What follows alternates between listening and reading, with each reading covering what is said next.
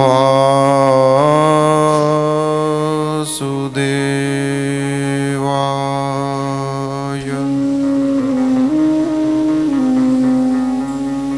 स्वस्ति श्री गणेशाय नमः।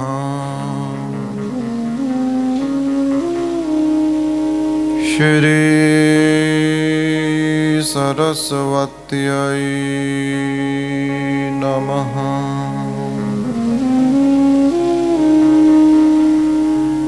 श्री गुरुभ्यो नमः।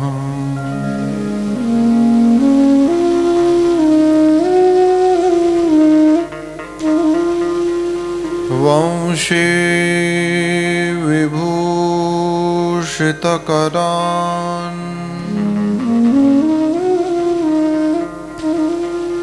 नवनीरदाभात्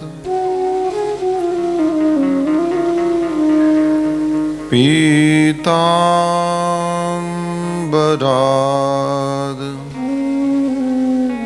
अरुणबिम्बफलाधरोष्ठात्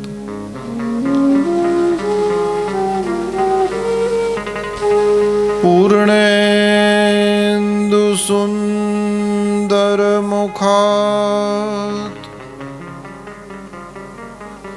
अरविन्दनेत्रात्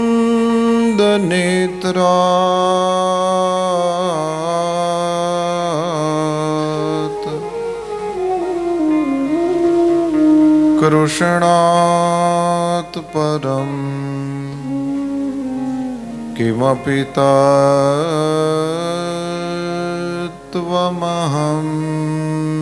न जाने।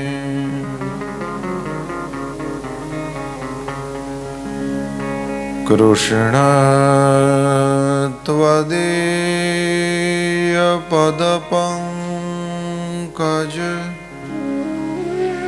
पञ्जरान्ते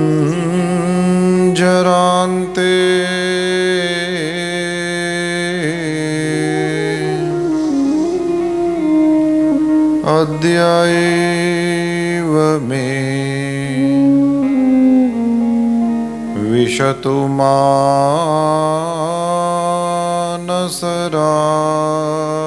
मानसराजहंसः।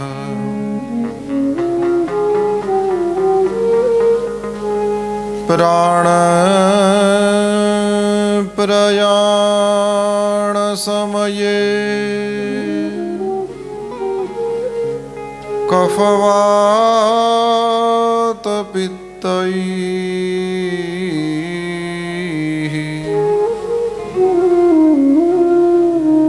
कण्ठावरोधनविधौ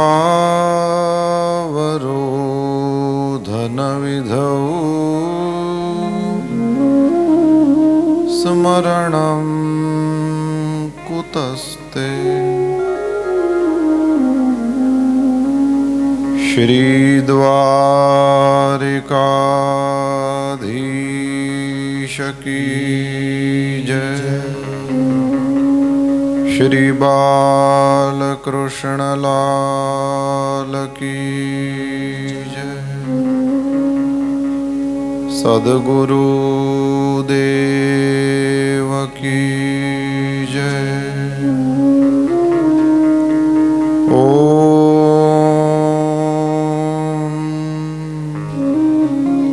नमः पार्वती पतये। हर हर महादेव। हरे कृष्ण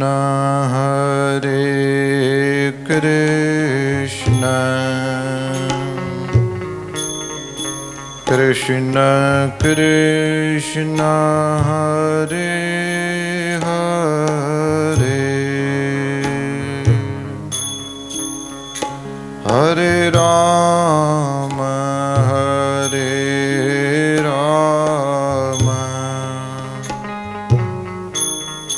રામ રામ હરે હરે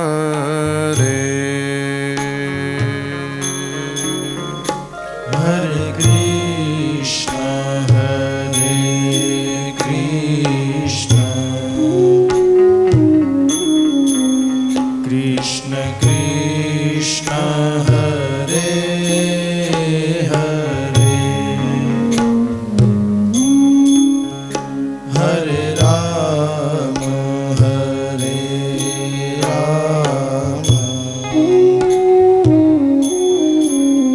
રામ રામ હરે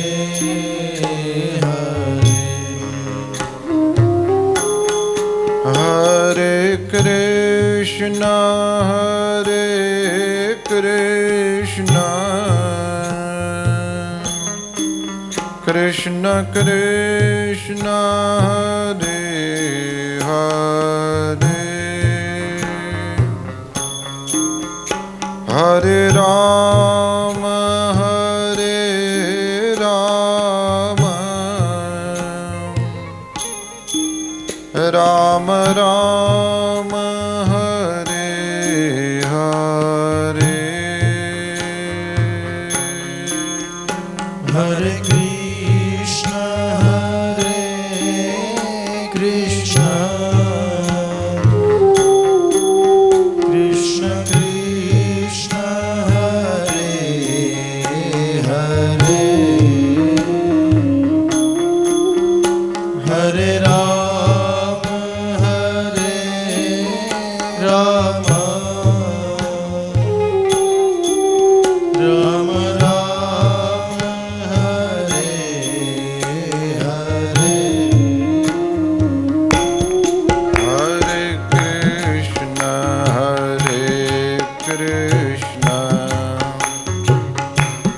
કૃષ્ણ કૃષ્ણ હરે હરે હરે રામ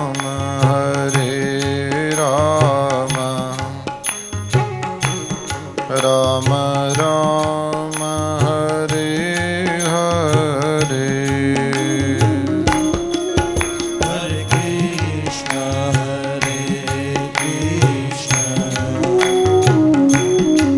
કૃષ્ણ કૃષ્ણ હરે હરે હરે રામ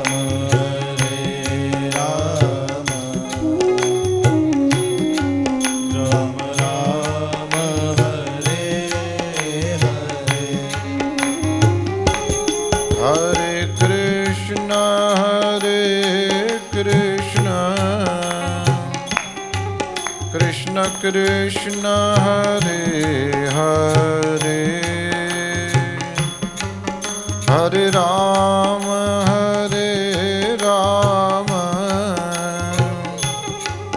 રામ રામ હરે હરે હરે કૃષ્ણ કૃષ્ણ કૃષ્ણ કૃષ્ણ હરે હરે હરે રામ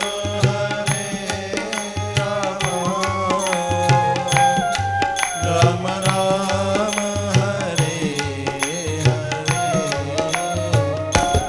હરે કૃષ્ણ કૃષ્ણ કૃષ્ણ હરે હરે હરે રામ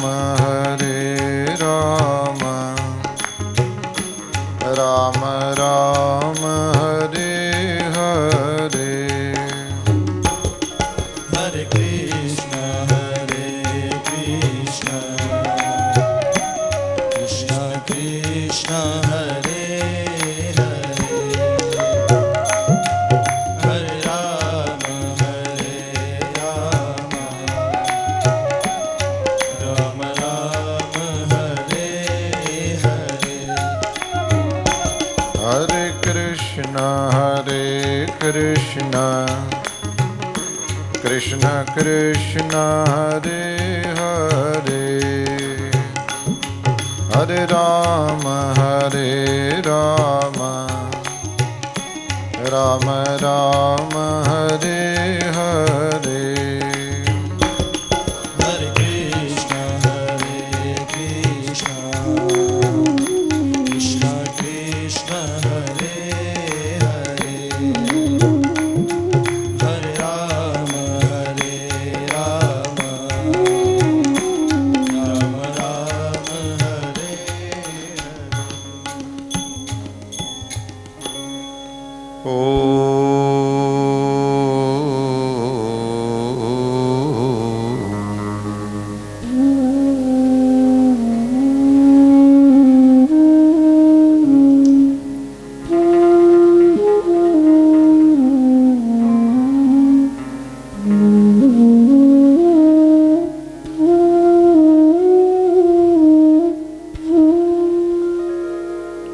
કસ્તુરે તિલકમ લલાટપટલે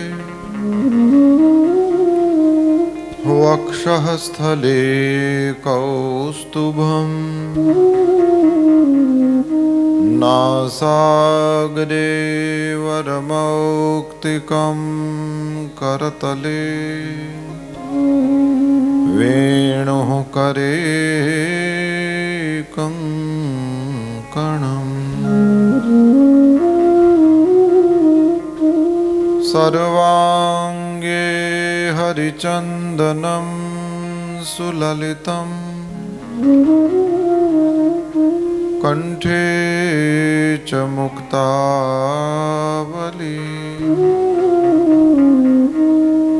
ગોપસ્ત્રી પરિવેષ્ટિતો વિજયતે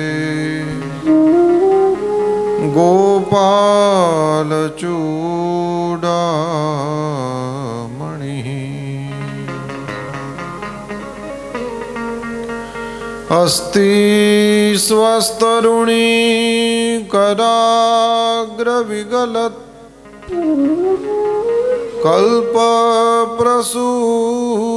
કલ્પપ્રસૂનાપ્લુતમ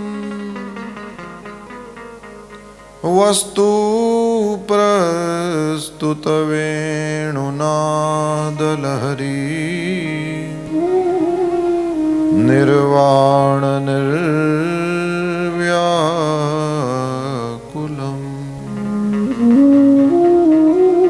સ્રસ્ત સ્રસ્ત નિબદ્ધની વિવિલસદ ગોપી સહસ્રાવૃતમ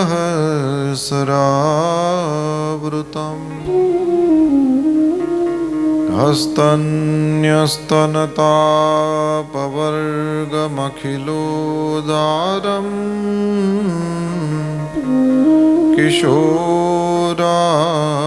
કિશોરાકૃતિ કૃષ્ણં નારાયણં વંદે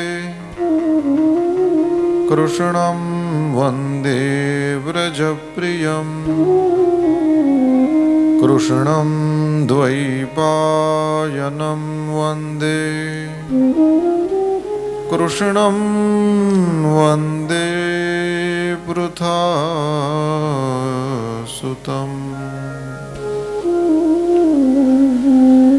શ્રી ગોવર્ધનનાથ કી જય.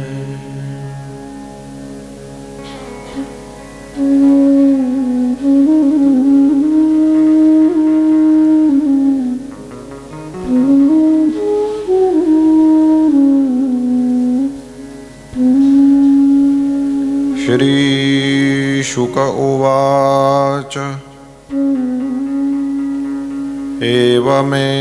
એવમેતત્પુરા પૃષ્ટો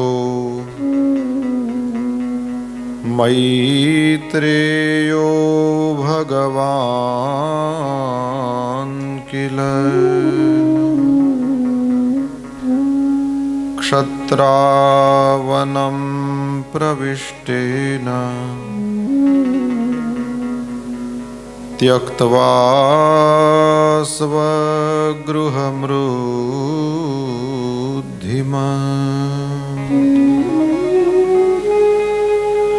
यद्वा अयं मंत्रकृद्वो भगवान् अखिलेश्वरः पौरवेन्द्रगृहं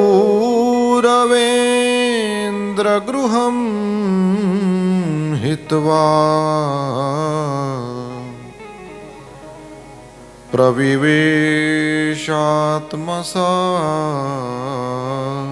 कृतम्। बोलिए श्री शुकदेव जी महाराज की जय। सद्गुरु देव की जय। नारायण नारायण नारायण नारायण। आनंद मूर्ति लीला विहारी कृपावतार भगवान श्री हरिना पावन चरण कमल में सप्त दिवसीय भागवत ज्ञान यज्ञना बीजे दहाड़े सायं सत्रना प्रारंभे अपना सौना वंदन। श्रीमद् भागवत सप्ताहना पावन प्रसंगे आवाहित स्थापित सुपूजित समस्त देवस्वरूपों ने प्रणाम। श्रीमद् भागवतनी आ पावनी पोथी ने प्रणाम अने भागवतजीनी कथा श्रवण करवा माटे थईने અહીં ભાગવતજીની પોથીની સમક્ષ સુવિરાજિત આપ સહુ શ્રોતા ભાઈ બહેનોને આનંદ અને પ્રેમ સાથે જય શ્રી કૃષ્ણ, જય સિયારામ, સૌને પ્રેમથી પ્રણામ। આવો ભગવાનની કથામાં મન લગાવીએ। सुत दारा और लक्ष्मी ये तो पापी के भी होए, जो घड़ी जाए सत्संग में जीवन का फल सोए। संतो कहे छे पत्नी पुत्र परिवार पैसा पर ए बधु होवू ए तो कोई पापी ने पण मळे,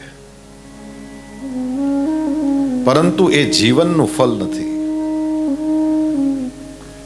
मनुष्य अवतार प्राप्त थयो आ जीवन मळ्युं छे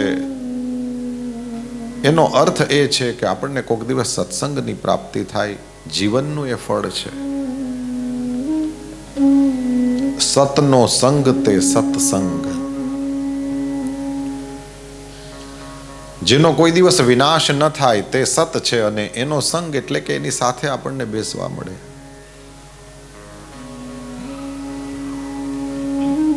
जीवननी सफलता ते सत्संग छे।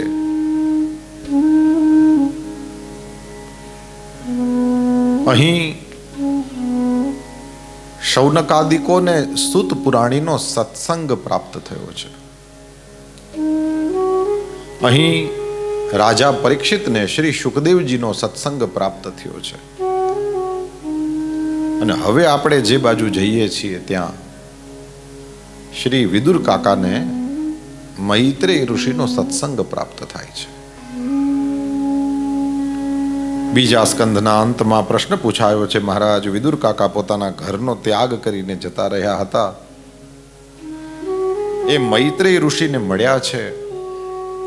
આ મૈત્રેય ઋષિ અને વિદુર કાકા બંને જણા ક્યાં મળ્યા, એ બંને વચ્ચે શું સંવાદ થયો? કારણ કે બે ડાયા માણસો મળે એની જે વાત થાય એ મોટે ભાગે બધાનું કલ્યાણ કરનારી થાય।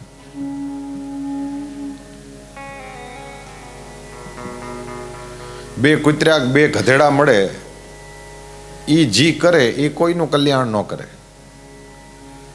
પણ બે ડાયા માણસ મળે તો જે થાય એ બધાયનું કલ્યાણ કરે। ચિત્રકૂટમાં એકવાર ગુરુદેવની કથા હતી અને ન્યા એમને વ્યવસ્થાઓ બધી જોનારાઓ એ બધા નીકળ્યા, મંડપ ક્યાંનો ક્યાં હોય ને ઉતારા ક્યાંના ક્યાં ને એવું બધું। એમાં જોયું તો અમુક લોકો ઝઘડતા હતા, એટલે કોકે પૂછ્યું કે ક્યાં હુઆ? યુપી વાળાની ભાષા એટલે એ લોકોની ભાષા। એ કે चार कुत्ते मिलेंगे तो कोई रामचरितमानस का पाठ तो नहीं न करेंगे. એ બધા ભેગા થાય તો શું કરે કે જે કરે એ કરે, એ હાલે છે. આ એટલે બહુ જાણવામાં ઇન્ટરેસ્ટ ન રાખો કે ક્યાં ચલ રહા હે. પણ બે ડાયા માણસો મળે એવે સમયે તો કંઈ ને કંઈ સારું થાય, કંઈ ને કંઈ કોકનું ને કોકનું ભલું થાય તેવી બાબતો હોય. એટલે વાત તો બે જણા એકલા કરે છે, એક છે મૈત્રેય ને એક છે વિદુર. પરંતુ એ બંને જણાની વાત પૂછે છે પરીક્ષિત રાજા. તો એનો મતલબ એવો થયો કે આ બે ડાયા માણસો મળ્યા અને વાત ચાલુ કરી છે તો કંઈક હશે. નહીતર બે જણા બોલતા હોય તો આપણે સાંભળાય નહીં અને એની પંચાત કરી કહેવાય. પરંતુ નહીં, સંતો બેઠા હોય એવે સમયે જે કરે એ તો સર્વોત્તમ ગણાય. મહારાજ વિદુર કાકા અને મૈત્રેયજી વચ્ચે જે સંવાદ થયો હોય એ કહો. વિદુર કાકા અને મૈત્રેયજી વચ્ચેના સંવાદની વાત પૂછવામાં આવી અને ઉત્તર આપતા શ્રી શુકદેવજી મહારાજ કહે છે, પહેલા એ બંને ક્યાં ભેગા થયા એ જુઓ. વિદુર કાકા પોતાના સમૃદ્ધિમાન ઘરનો ત્યાગ કરીને જતા રહ્યા ને એ મહાભારતની બધી વાર્તા છે. થોડુંક ટૂંકમાં આપણે જોઈને આગળ જઈએ. થયું એવું કે પાંડવોની સાઈડમાં એ લોકો સારા માણસો, એટલે ગમે એમ કરીને પણ કજિયાનું મોઢું કાળું થાય તો સારું, આપણે લડવું નથી. એ જરાક પાંડવોનો એનો એટીટ્યુડ એવો હતો, બાંધવું નથી. અને એ યોગ્ય વાત પણ છે. એટલે પાંડવોએ મળીને, એમાં કુંતી માતાનો પણ રોલ છે, એ બધા મળીને એમ કહે છે કે કૃષ્ણ ભગવાનને મોકલીએ. કારણ કે એ સાઈડમાં કોઈ ડાયામાં ડાયું ને હોશિયારમાં હોશિયાર હોય તો કૃષ્ણ. એટલે કહે છે કે આપણે એમને મોકલીએ ને કૌરવોની સાઈડમાં જઈને ત્યાં જઈને સમાધાનની વાત રાખે કે અમે ક્ષત્રિયો છીએ અને અમારાથી કંઈ ભીખ માગીને ખવાય નહીં, અમારે આ રાજ નથી જોતું, તમે 5 ગામ આપી દો, અમારે નથી બાતું. પ્રસિદ્ધ કથા તમે સૌ જાણો. કૃષ્ણ ભગવાન તૈયાર થયા છે અને પછી ત્યાં ઓલી વાત પણ આવે, દ્રૌપદી પોતાના છોકરાઓને આગળ લઈને એ કૃષ્ણની જાવા જાય છે ને કૃષ્ણ ત્યાં સામે આવે છે ને કૃષ્ણની સામે જબરદસ્તીથી એ દેખે એમ એના વાળ આગળ કર્યા. કારણ કે નક્કી કર્યું હતું કે જ્યાં સુધી દુશાસનનું લોહી આ વાળને ન અડે હું બાંધીશ નહીં. કૃષ્ણ ભગવાનને કહે કે સમાધાન આ બધાને મંજૂર હોય તો ભલે હોય, મને નથી.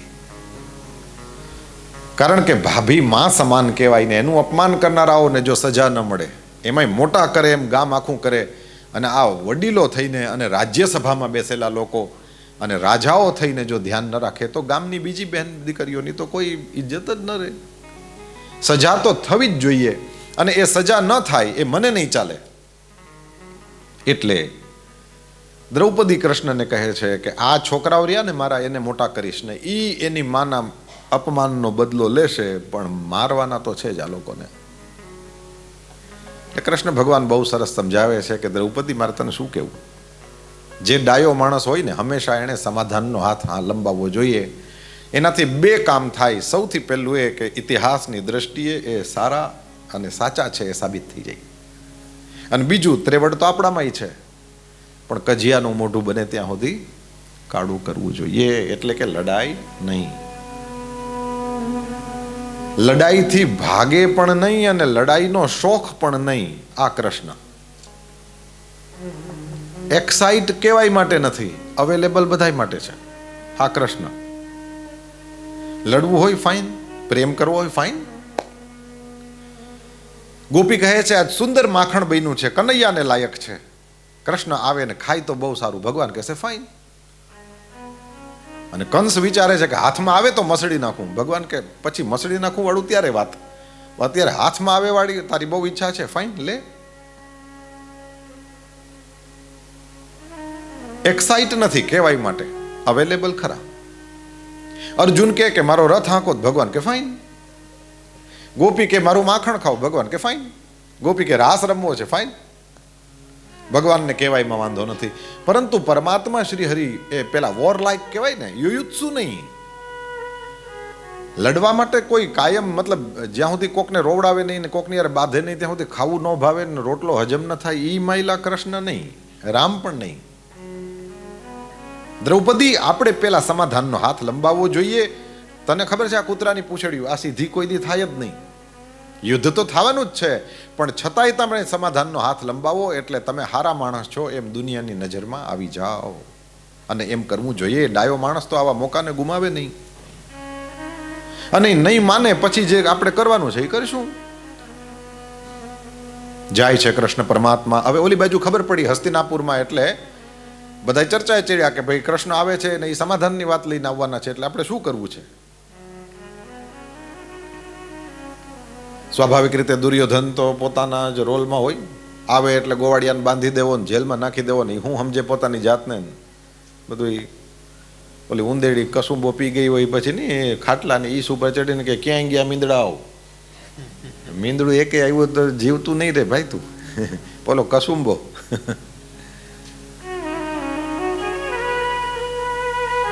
એ ગોવાળિયાને બાંધી લેવો ને જેલમાં નાખી દેવો ને એવું બધું. તરત ઓલો આ શકુની આવ્યો ભાંજે કરતો. કોઈ દી આમ ના કરાય.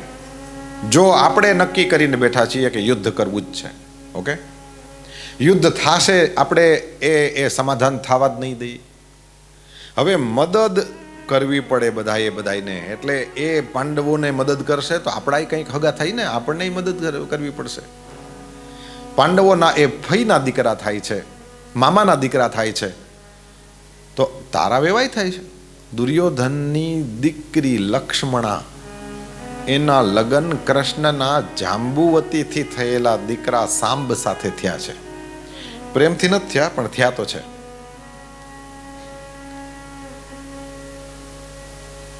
કહે છે એ તારો વેવાય છે અને આવો બળિયો વેવાય હોય એની મદદ લેવી જોઈએ. દુર્યોધન વાતને સ્વીકારે છે. પછી તો નક્કી કર્યું યુદ્ધ ન થવા દેવું વગેરે વગેરે, અને માન્યો નહીં. એટલે પછી કૃષ્ણ ભગવાને પછી એ ઓલું બાંધી લઉં ને અંતે ને એ કરવા તો ગયો હતો. ભગવાને પોતાનો વિરાટ રૂપ બતાવ્યું ને ડરાવ્યો છે, એને ધ્યાન રાખજે.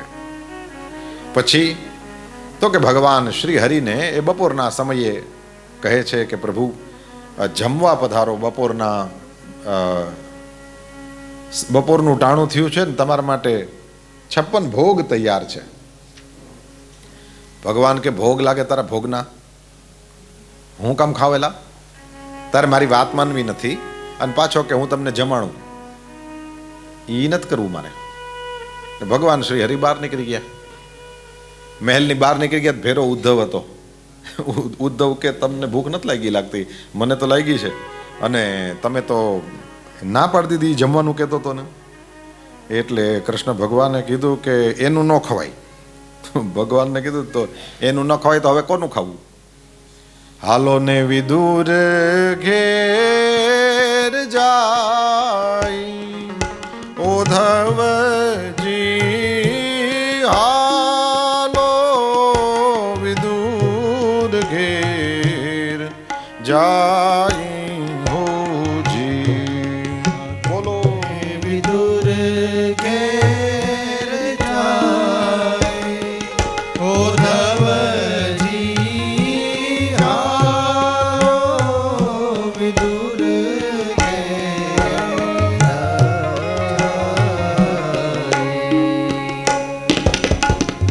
વિદુર કાકાને ઘરે જમવાનું છે. વિદુર કાકાને ઘરે મળશે ખાવાનું તો કે મળશે. બહુ સગવડ નહીં હોય પણ મળશે. કવિ તો કહે છે તૂટેલ જેની ખાટલી ને ફાટેલ જેની ગોદડી, તૂટે જેની ખાટલી ને ફાટે જેની ગોદડી, પ્રેમના પલંગ બિછાઈ ઉદ્ધવજી, હાલો વિદુર ઘેર જાય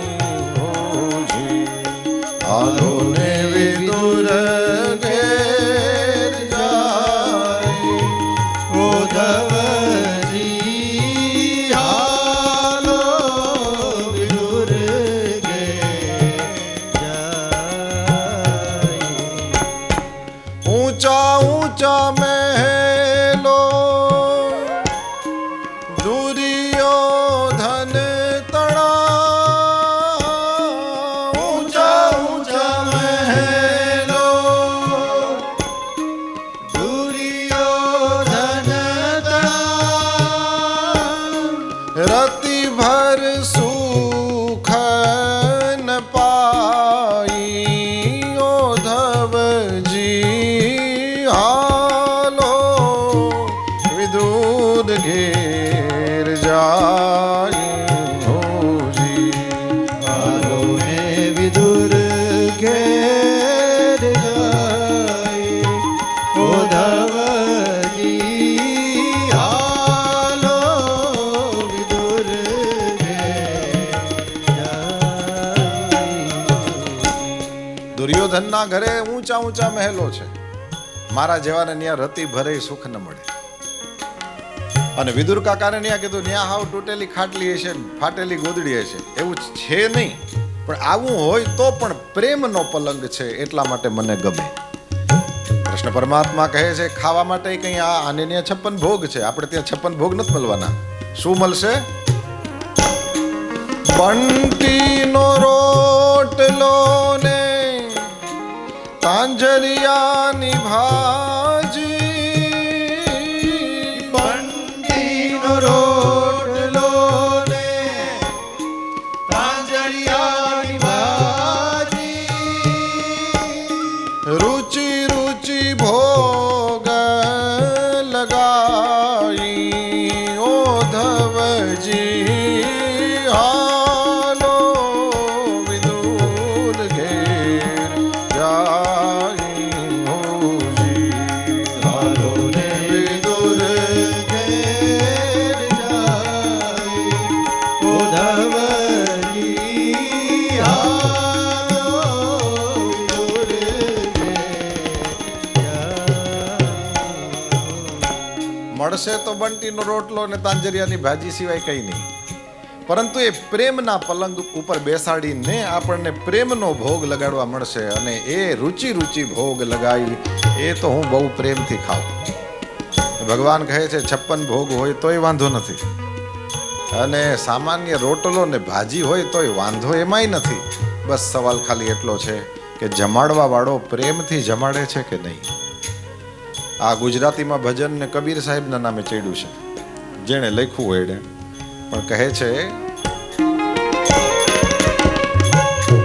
कहत कबीरा सुनो भाई साधो.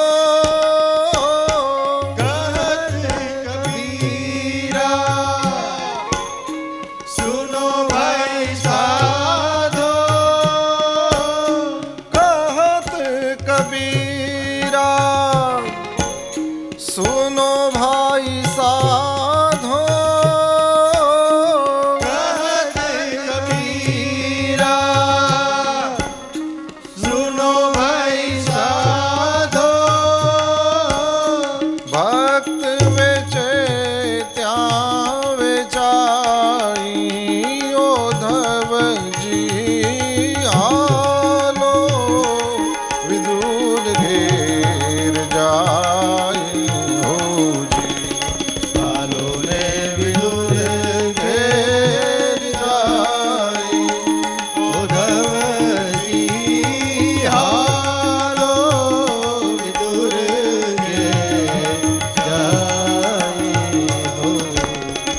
હાલો ને વિદુર ઘેર જાય ઓધવજી.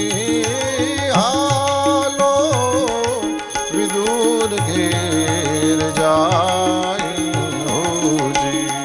હાલો રે વિદુર ઘેર જાય ઉદ્ધવજી. હાલો વિદુર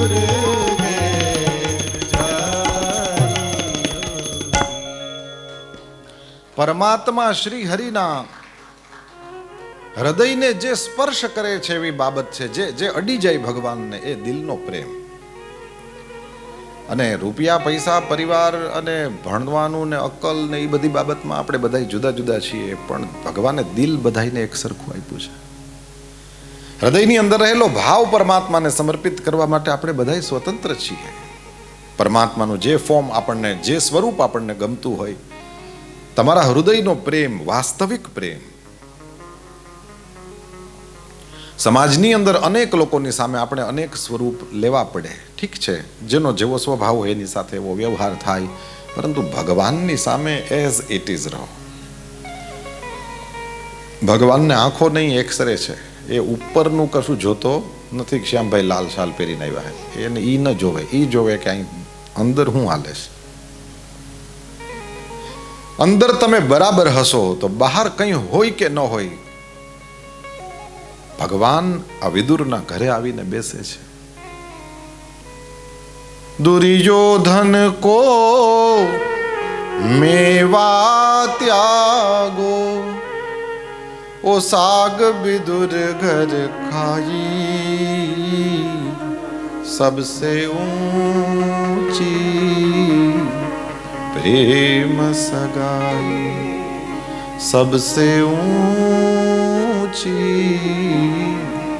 प्रेम सगाई. श्री राम शबरी ने कहे छे, मानव एक ભગતિ કરનાતા. સંબંધ એક જ માનું છું અને એક પ્રેમનો.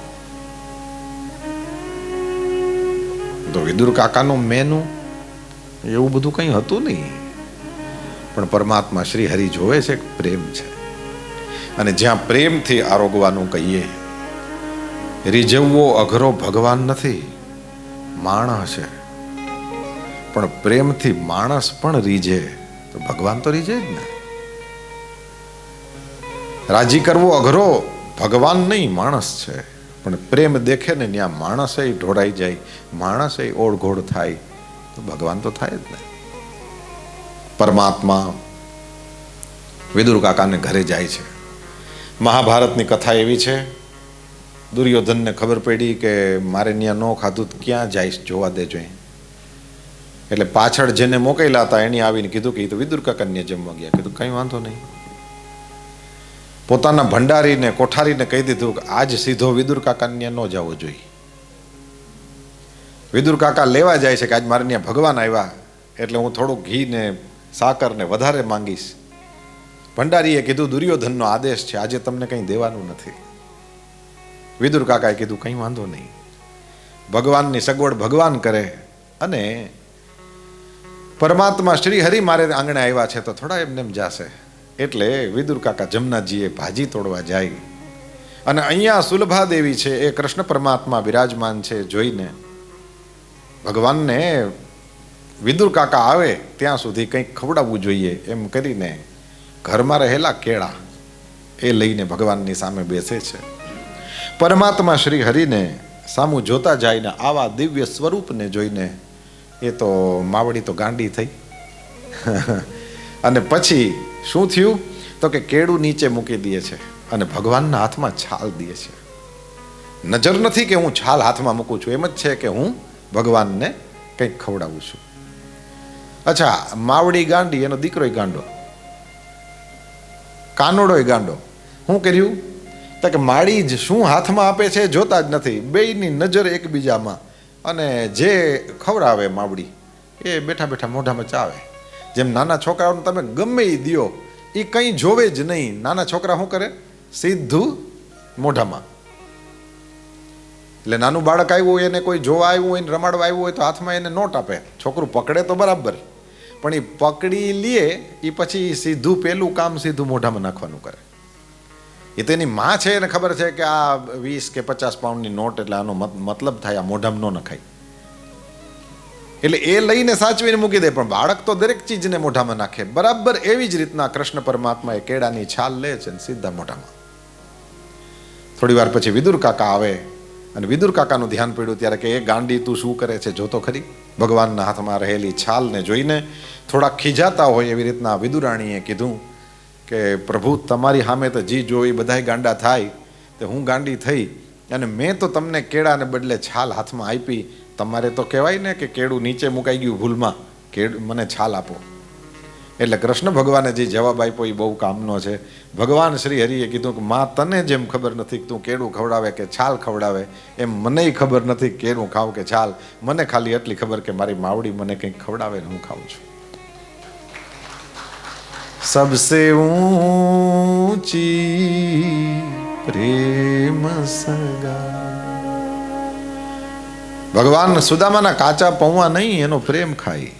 શબરીના એઠા બોર નહીં, એનો પ્રેમ ખાય. એમ વિદુર કાકાનો આ તાંજરિયાની ભાજી બંટીનો રોટલો નહીં, હકીકતમાં ભગવાન વિદુરનો પ્રેમ ખાય.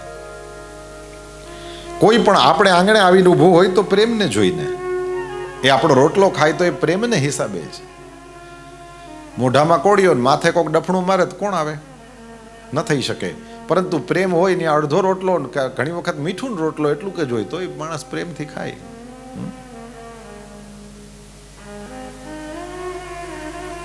હવે દુર્યોધનનો ત્રાસ વધ્યો છે, યુદ્ધ નક્કી થયું છે ને એવે સમયે ભગવાન શ્રી હરિ તો ત્યાંથી વયા ગયા. અને ખબર પડી વિદુર અને વિદુરાણીને કે ભગવાન બહુ સમજાવ્યો દુર્યોધનને, પણ આ તો લડવા તૈયાર થયો છે ને માયનો નથી. વિદુરે શું કર્યું? વિદુરે દુર્યોધનના અપમાનને જાણીને પોતાનું ધનુષ્ય છે એ હસ્તિનાપુરના રાજમહેલના ઉંબરા ઉપર મૂક્યું અને મૂકીને વયા ગયા. સ્વયં ધનુર્દ્વારી નિધાય માયામ. કહે છે પરમાત્મા શ્રી હરિ એ સમજાવે તો પણ જે નથી સમજતો એવા માણસને માટે થઈને શું કહેવું, એટલા માટે થઈને હવે અહીંયા રહેવાય જ નહીં એમ સમજીને આ છે 3જા સ્કંદના 1લા અધ્યાયનો 16મો શ્લોક. સ્વયં ધનુર્દ્વારી નિધાય માયામ ગતવ્યથો યાદ ઉરુમાનયાન. ભગવાન જે કરે તે બરાબર ઉરુમાનયાન. અને એ પછીથી એ વિદુર કાકા ત્યાંથી નીકળી ગયા. વિદુર કાકા વિચારે છે કે આ બધા લડવા તૈયાર થયા છે ને મને તો ધર્મ કહેવાય છે. ધર્મરાજ યમરાજનો અવતાર છે હો વિદુર. હા, યમરાજનો અવતાર આ ધર્મરાજ છે. અને એણે નક્કી કર્યું કે આ જ્યાં ઝઘડા થતા હોય ત્યાં ઊભો રહીએ એને ધર્મ થોડો કહેવાય. એટલા માટે થઈને ઘણા લોકો એમ સમજે 2 ધર્મ વચ્ચે નહીં. સંતો કહે છે 2 ધર્મ નહીં, 2 અધર્મ વચ્ચે યુદ્ધ થાય. તું વધારે પાવરફુલ કે હું વધારે. ધર્મ એકબીજાને લડે, એકબીજા સાથે લડે નહીં, એ તો માત્ર વંદન કરે. નમસ્તેથી તો આપણે ભારતવાળા લોકો શરૂ કરીએ છીએ. તે એટલે તમને, નમઃ એટલે હું પગે લાગુ છું. જે નમસ્તેથી તો શરૂ કરે, સીધો જ પગે લાગી ગયો, એ લડે શું કામ?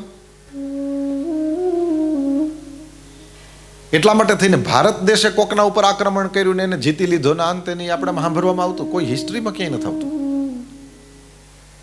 નહીં, આપણને એ ટેવ નથી. આપણે એ ટાઈપની આદત વાળા નહીં. આપણે નમસ્તેથી જ શરૂઆત, નમસ્કારથી જ શરૂઆત. નમઃ એટલે પગે લાગુ છું.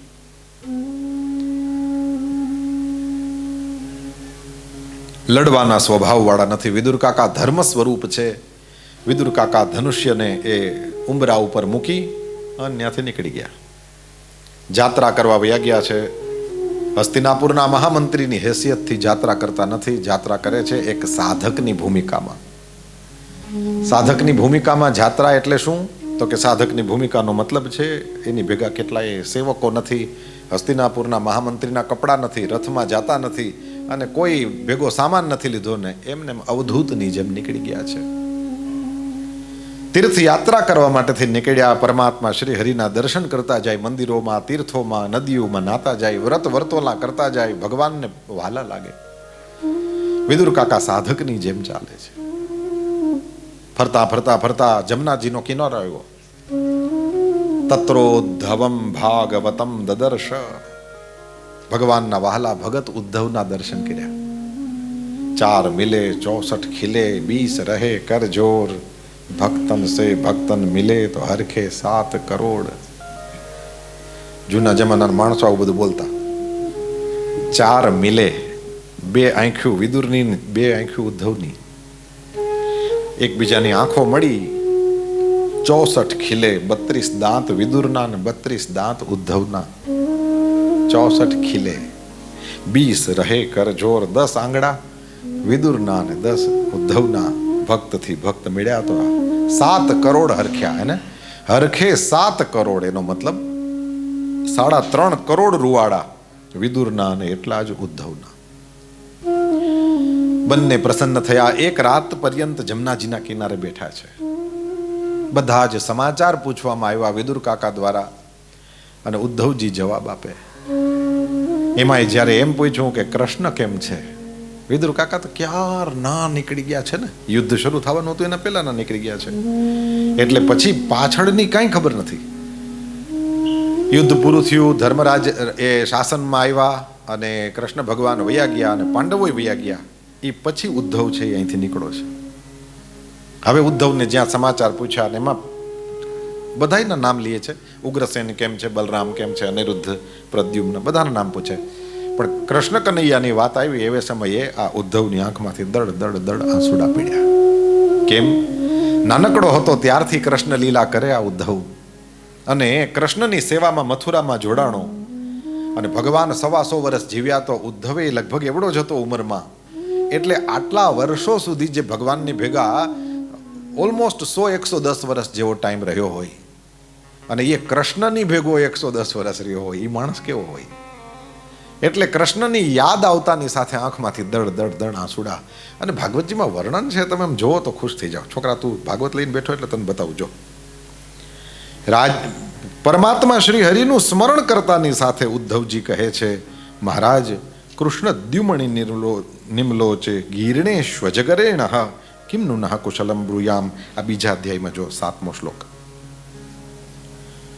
કૃષ્ણ પરમાત્મા તો જાણે દ્યુમણી એટલે કે એ તો સૂર્યનારાયણ જેવા હતા, એનો અસ્ત થઈ ગયો છે. અમે બધાએ કાલરૂપી અજગર દ્વારા ખવાઈ ગયા છીએ. હવે અમારા બધાની કુશલ શું પૂછવાની હોય? મહારાજ, અમે જ અભાગ્યા છીએ એવું નહીં. દુર્ભગો બત લોકોયમ. આ આખો લોક અભાગ્યો છે, કારણ કે કૃષ્ણને ગુમાવ્યા છે. અને પછી વાંચ 8મા શ્લોકની બીજી લાઈન જો. યે સંબસંતો ન વિદુર હરિમ મીના ઇવો ડુપમ. આ બહુ ગજબનું છે નહીં? ઉડુપ કહેવાય ચંદ્રમાને. સમુદ્ર મંથનમાંથી બધા રત્ન નીકળ્યા, એમાં ચંદ્રમા પણ નીકળ્યો છે. ઉદ્ધવ કહે છે વિદુરને કે મહારાજ, ચંદ્રમા દરિયામાં જ હતો.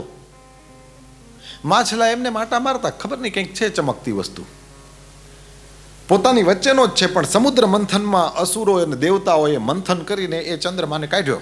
14 રત્ન નીકળ્યા, એમાં એક ચંદ્ર પણ છે. એ જેવો નીકળ્યો અને એ આપણને ખબર છે ક્યાં પહોંચી ગયો? સીધો આકાશમાં. આપણી વચ્ચે જ હતો પણ ઉપર વયો ગયો. ઉપમા જોઈ? આપણી કોના સમાચાર આપે છે? કૃષ્ણના.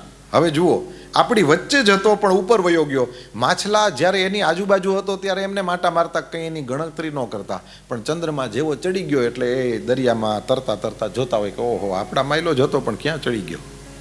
લ્યો, હવે થોડું સમજાણું. એમ કૃષ્ણ કનૈયો 125 વર્ષ સુધી અમારા યાદવોની વચ્ચે જ હતો, પણ અમે એની કંઈ માછલાવે ચંદ્રમાની કંઈ કિંમત ન કરી, અમે કંઈ કિંમત ન કરી. પણ અમારા માયલો જ હતો, પણ હવે ઉપર વયો ગયો ને અટારીએ બેસી ગયો છે ને, હવે અમે બેઠા બેઠા હેઠે અફસોસ કરીએ છીએ કે અમારી વચ્ચે જ હતો, અમે એની કિંમત ન કરી. બધું ભાગવતમાં ના લખ્યું હોય, અમુક આપણને ગુરુઓ શીખવાડે.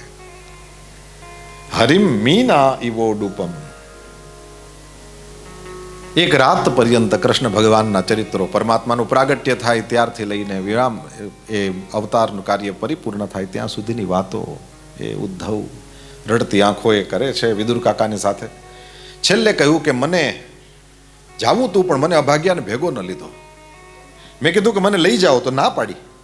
મને કે મારામાં જે સમજણ છે, મારામાં જે જ્ઞાન છે, એ બધું મારી ઈચ્છા છે કે તારા દ્વારા આ દુનિયામાં ટકે, અને આને જીરવવાવાળો જોઈએ. અને ઉદ્ધવ, મને એમ લાગે છે કે તું એને લાયક છે, એટલા માટે થઈને તું આને ધારણ કર. પરમાત્મા શ્રી હરિએ પોતાનું જ્ઞાન મને આપ્યું છે, અને મને આ રીતના બદ્રિકાશ્રમ જવાનું કીધું છે. હું બદ્રીનાથના રસ્તે જતો હતો, આ જમનાજીના કિનારે તમે મને ભેગા થઈ ગયા. કોઈ ભક્ત મળે તો થોડી વાર સત્સંગ કરવો જોઈએ, એટલે રોકાઈ ગયો. વિદુર કાકાએ સાંભળ્યું તો વિદુર કાકાએ હાથ જોડ્યા. જે જ્ઞાન ભગવાને તમને દીધું છે, તમે અમને ના આપો? ત્યારે ઉદ્ધવજી કહે છે કે વિદુરજી, તમે તો બહુ ભાગ્યશાળી છો. કેમ? કહ્યું, ભગવાનનો અવતાર પૂરો થયો એ સમયે તમને યાદ કરતા હતા. ભગવાનની પાસે હું ને મૈત્રેય ઋષિ બેય ઊભા હતા અને અમને જ્ઞાન આપ્યું છે. અને અમને બેયને એક વાત કરી છે કે મૈત્રેય ઋષિને કીધું છે કે તમારી પાસે મારો ભક્ત વિદુર આવશે, આ જે જ્ઞાન મેં તમને આપ્યું છે તમે એને આપજો, અને આ રીતના તમારા માટે સંદેશો છે. તમે ચિંતા ન કરશો, તમે અહીંયાથી સીધા હવે ગંગા કિનારે હરિદ્વાર વયા જાઓ. હરિદ્વારમાં મૈત્રેય ઋષિનો આશ્રમ છે, એમની પાસે બેસો અને એમની પાસેથી આ જ્ઞાનની પ્રાપ્તિ કરો. ઉદ્ધવજીની પાસેથી સંદેશો લીધો. સવાર પડી એટલે બે જણા એકબીજાને પગે લાગે, અને ઉદ્ધવજી બદ્રિકાશ્રમ તરફ અને વિદુર કાકા હરિદ્વાર તરફ. દ્વારી દ્યુનદ્યા ઋષભ કુરુણા મૈત્રેયમાસીનમગાધબોધમ ક્ષત્તોપસૃત્યાચ્યુત ભાવશુદ્ધ પપ્રચ્છ સૌશીલ્ય ગુણાભિતૃપ્ત. 5મા અધ્યાયનો પહેલો શ્લોક. પ્રશ્ન પૂછવામાં આવ્યો, મહારાજ, એ દીવ નદી ગંગાના દ્વારે એટલે કે હરદ્વારમાં, હરદ્વારની અંદર મૈત્રેય ઋષિના આશ્રમની અંદર વિદુર કાકા બેઠા છે અને ત્યાં વિદુરજી જાય છે, મૈત્રેય ઋષિને વંદન કરે છે. મહારાજ, કંઈક પૂછવું છે. મૈત્રેય ઋષિ કહે છે, પૂછો, તમારે જે પૂછવું એ પૂછો, હું તમને જવાબ આપું. ત્યારે વિદુર કાકા પ્રશ્ન પૂછે, સુખાય કર્માણિ કરોતિ લોકો નતૈ સુખમ વાન્યદુપારમં વા વિંદેત ભૂયસ્તત એવ દુઃખમ યદત્ર યુક્તમ ભગવાન વદેન્નઃ. સીધા સાદા પ્રશ્નો છે, એનો ઉત્તર આપણે સમજી જઈએ, આપણને કામના છે એટલા માટે લઉં છું. લોકઃ સુખાય કર્માણિ કરોતિ. માણસ મોટે ભાગે સુખ મળે એટલા માટે કર્મ કરતો હોય છે. ગમે તે કરે એમ કરીને એને જોઈએ છે તે સુખ છે. મહારાજ, ન તૈ સુખમ, સુખ તો મળતું નથી અને દુઃખ મળે છે. માણસને હમણાં સમુદ્ર મંથનનું આપણે યાદ કરતા હતા, તો એમાં તો અમૃત માટે સમુદ્ર મંથન કર્યું હતું, પણ પેલા નીકળ્યું ઝેર. આપણે જે કંઈ કરીએ છીએ એમાં આપણને એમ થાય આમ કરી લઈએ એટલે સુખ, આમ કરી લે. નથી, ઓલું ભણતા હોય ને તો એને એમ કે ભણી લ્યો એટલે જલસા જ છે. એ ભણી લે એટલે એને ખબર પડે કે કાંઈ જલસા નથી, હવે નોકરી ગોતવાની કે કામ ગોતવાનું. અને જે કામ ગોતતો હોય ને એને એમ થાય કામ ગોતી લ્યો એટલે જલસા જ છે. સાચું? એ કામ ગોતે એટલે જલસા છે કે નથી? કરતા હોય ને પૂછો. હા, કેટલા $1 મિલિયન સ્માઇલ્સ દેખાય જાય સામે, જુઓ. પછી કે તું એ બધું હાલે એટલે કે પૈણી જાવ એટલે જલસા જ છે, પછી કાંઈ કરવાનું ન હોય. એમ આર્યા જો વાળ નીકળી ગયા માથામાંથી. તમને જે વસ્તુનો એમ થતું હોય કે આના પછી જલસા જ છે, આના પછી જલસા જ છે, જલસા ક્યાંય હાથમાં આવતા જ નથી. એક કુંભાર હતો અને એની પાસે એક હાવ આળસું ગધેડું હતું, કંઈ કરે જ નહીં ને. હવે એને બીજે ગામ જવું હતું,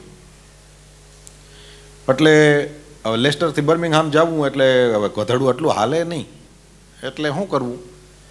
તો એને શું હોશિયારી વાપરી, લાકડી લીધી, એમાં દોરી બાંધી, દોરી નીચે ગાજર લટકાડ્યું. ગાજર દેખાડ્યું ઓલાને, ખવડાવ્યું નહીં, દેખાડ્યું. દેખાડ્યા ભેરું ગધેડું ઊભું થઈ ગયું.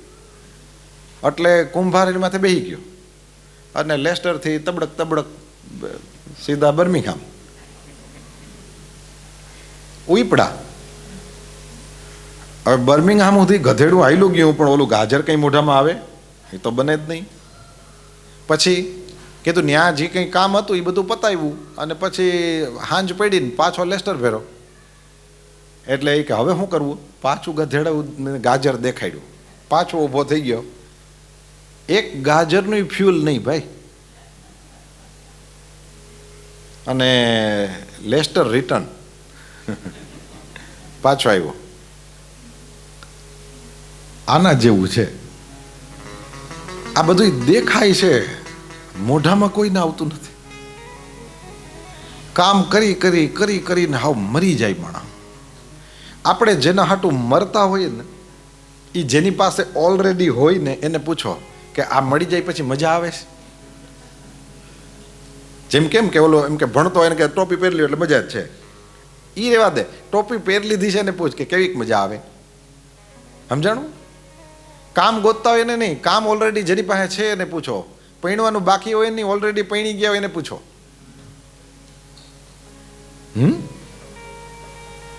સુખ માટે કરે છે જે કરે છે તે.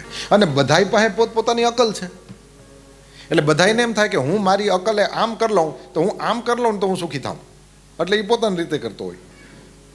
વળી એમાં ફેલ જાય તો વળી બીજું કંઈક દાખલો કરે, ત્રીજો કંઈક કરે. જિંદગી આખી મહેનત કર્યા રાખે, હું આ કરું તો મજા આવશે, આ કરું તો મજા આવશે, આ કરું તો મજા આવશે. ભુજમાં માધાપરમાં કથા હતી, કચ્છમાં. પછી ઓલો ત્યાં તો જોયું છે ને, ભારતમાં તો પેલી શોભાયાત્રા નીકળે તો ક્યારેક તો પેલી મોટી મોટી ઘોડાવાળી બગીઓ, અને ક્યારેક પેલા ટ્રકમાં, ને ક્યારેક તો વળી ટ્રેક્ટરમાં પણ બધું એવી રીતના સજાવે કે તમને ક્યાંય ટ્રેક્ટર દેખાય જ નહીં.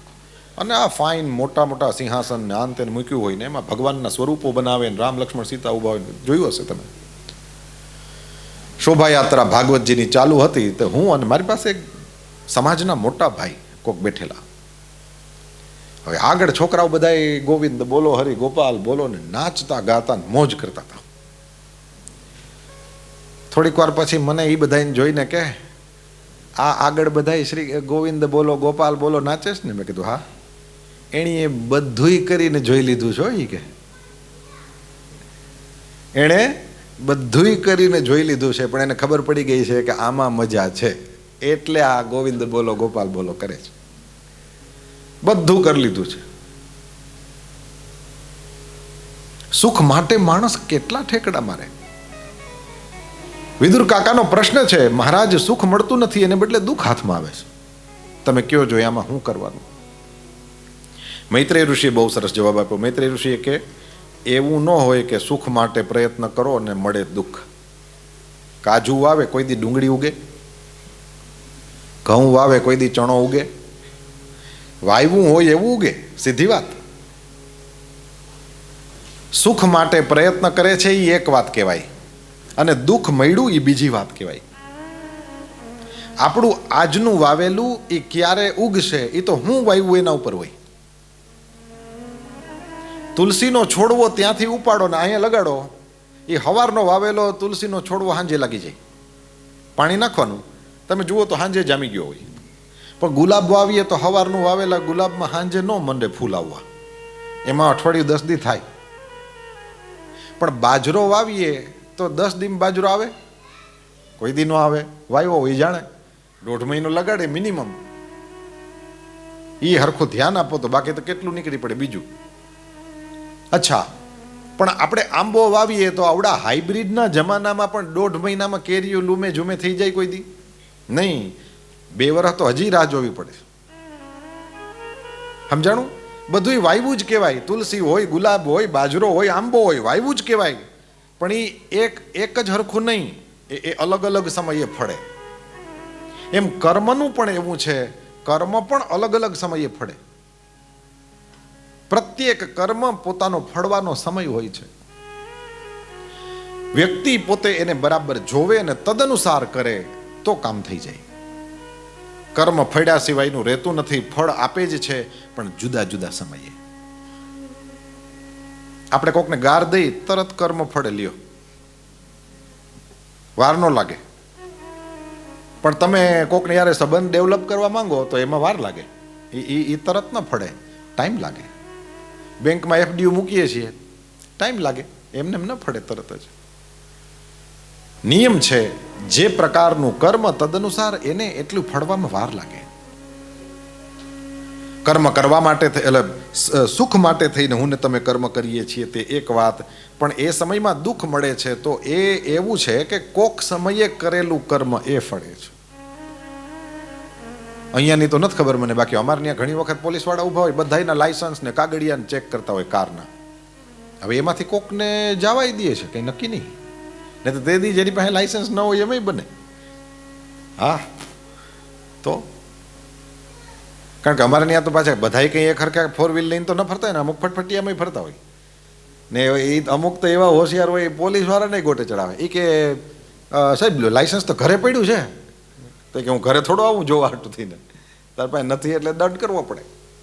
જોજો તમે, ક્યારેક એવું બને છે આપણા સૌના જીવનમાં કે આપણો વાંક હોય અને આપણે ફસાઈએ નહીં.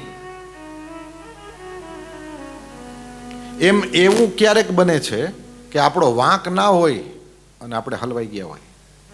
બને કે ન બને? 2 ચીજો બનતી હોય છે. આપણને પાકી ખબર હોય કે હું છૂટી ગયો પણ આ દંડાને લાયક હતો, અને ઘણી વખત દંડો પડે તો કે કારણ વગરનો હલવાઈ ગયો. થાય કે ના થાય? તો પછી એનો મતલબ એવો થયો કે આપણે જે કર્મ કરીએ છીએ એ વાવીએ છીએ અને અત્યારે આપણે જે ભોગવીએ છીએ એ ક્યારેકનું કરેલું કર્મ ભોગવીએ છીએ. પછી તો વિદુર કાકાએ સૃષ્ટિ વિષયક પ્રશ્ન પૂછ્યો, ભગવાન આ વિશ્વ કેવી રીતે રચે છે? બ્રહ્માજીથી થયેલી સૃષ્ટિની ચર્ચા છે, દેવતાઓ બધા પરમાત્માની સ્તુતિ કરેની ચર્ચા છે. શ્રી બ્રહ્માજી એ અલગ અલગ પ્રકારની સૃષ્ટિ કરે છે.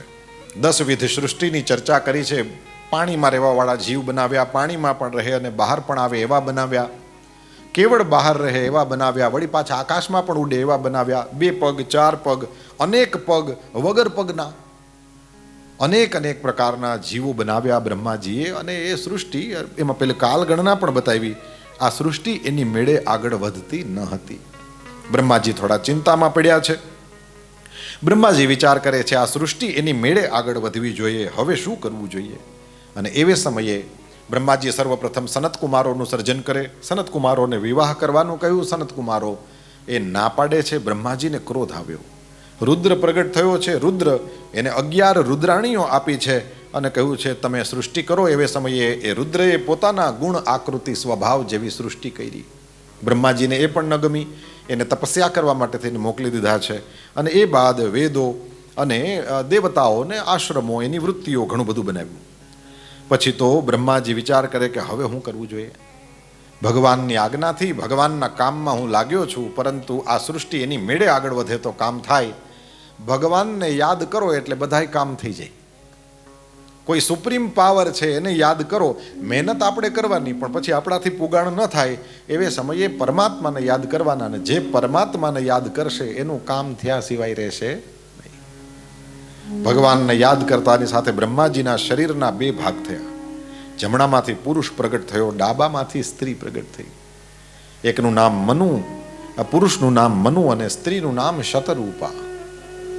જેમ યદુના કુળમાં ઉત્પન્ન થયેલા હોય એને યાદવ કહેવાય, એમ આપણે મનુ મહારાજના વંશમાં ઉત્પન્ન થયેલા છીએ એટલે આપણને માનવ કહેવાય. શતરૂપાનો મતલબ થાય 100 રૂપ લેવાવાળી. એટલે કે જે સ્ત્રી ઘરને સાચવવા માટે થઈને અનેક સ્વરૂપો લે છે એ શતરૂપા છે. મનુ શતરૂપા 2 જણાને બ્રહ્માજી કહે છે બંને જણા એકબીજાનો પતિ પત્ની તરીકે સ્વીકાર કરો અને પછી બંને જણા સંતાન ઉત્પન્ન કરો.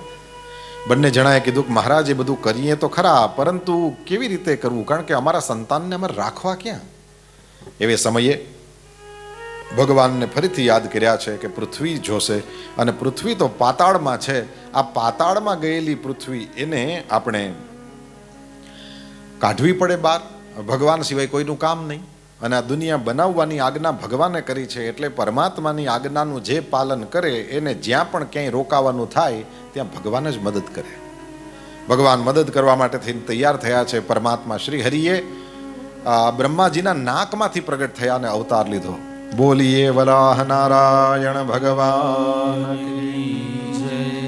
વરાહ ભગવાન તો સમુદ્રની અંદર પ્રવેશ કરે, પૃથ્વીને શોધે અને એ પૃથ્વીને બહાર કાઢીને લઈ આવ્યા છે. અને ત્યારે રસ્તામાં એક રાક્ષસ મળ્યો, ભગવાને એનો ઉદ્ધાર કર્યો છે. તરત પ્રશ્ન પૂછ્યો વિદુર કાકાએ કે પૃથ્વીને ઉપર પધરાવી મનુષ્ય રૂપાનું દાંપત્ય ત્યાં શરૂ થયું તો બરાબર, પણ ઓલો રાક્ષસ કોણ હતો? ત્યારે સનતકુમારો ભગવાનના દર્શન કરવા વૈકુંઠમાં ગયા, એ કથા બતાવી. સનતકુમારોને મન થયું ભગવાનના દર્શન કરીએ.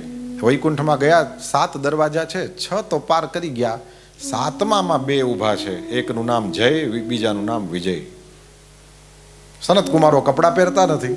વિચાર થયો એમ કે કોઈ આમ નાના મોટા રાજકારણીને મળવા જવું હોય તો માણસ નવા કપડાં બનાવે અને આમ સરખી રીતે બધું કપડાં ટાપટીપ થઈને જાય. હવે એવું કંઈ આમને આમ ભગવાનના દર્શન કરવા બી આવ્યા. લાકડીઓ આડી ધરી, ભગવાનના દર્શનમાં વિક્ષેપ થયો, ગમ્યું નહીં, ક્રોધ આવ્યો, શ્રાપ દઈ દીધો કે તમે કોનાથી બીઓ છો? અંદર બેઠા છે એને કોનાથી બીવાની જરૂરત છે? અમે સંતો છીએ, અમારાથી કોઈએ ડરવાનું ન હોય. અંદર અને બહાર બંને એક હરખા જ છે. આ વચ્ચે તમે છો ને તમારામાં જ કંઈક વાંધો છે. તમને આનાથી બીક લાગે ને આનાથી બીક લાગે. એક કામ કરો, આવો સ્વભાવ એ વૈકુંઠમાં રહેવાની લાયકાત નથી એ સાબિત કરે છે. એટલે વૈકુંઠમાંથી નીચે પડો. જય અને વિજય બંને જણાને સનતકુમારોએ શાપ આપ્યો છે, રાક્ષસ થશો. ખબર પડી ગઈ બેયને કે આ બ્રાહ્મણના શ્રાપની સામે ગમે એટલા તીર તલવાર ચમકાવીએ કંઈ થાશે નહીં. તો તો શું કરાય? એટલે એવે સમયે પગમાં પડ્યા છે, મહારાજ અમારો ઉદ્ધાર ક્યારે થશે? એમ કે છે કે સનત કુમારોએ કહ્યું કે તમે ભગવાનની ભક્તિ કરશો ને બહુ ભગત થવા જાઓ તો 7 જન્મ લાગશે, અને જો તીર કામઠા લઈને જાશો અને ભગવાનની હારે તલવાર ભાલાથી રમત કરશો અને જો લડશો તો 3 જન્મમાં પાછા. હવે આવું સાંભળીએ એટલે આપણે એમ થાય ને કે તો આ કારણ વગેરેના માળા લઈને બેઠીએ ને આપણે, તો આમાં તો ફટાકડી રાખવાની હોય પહેરી તો ભગવાન જલ્દી મળે. ઓમાં 7 જન્મ, આમાં 3 જન્મ. પણ ધ્યાન રાખવાનું, દવા દેખાય એટલે ખાઈ ન લેવાય. એના માથે લખેલું હોય ને કે માથાની દવા તોય ન ખવાય, કોકને પૂછાવી ના ખવાય નહીં, કારણ કે દવા છે. ઉલમાંથી ચૂલમાં પડે તો કોઈ દી બહાર ન નીકળે. હંમેશા ધ્યાન રાખવું જોઈએ. આ બધી દવાઓના અંતેની બધી વસ્તુ એવી છે કે એ બધાય માટે ન હોય, એટલે જે આપણા માટે હોય એનો જ ઉપયોગ આપણે કરાય.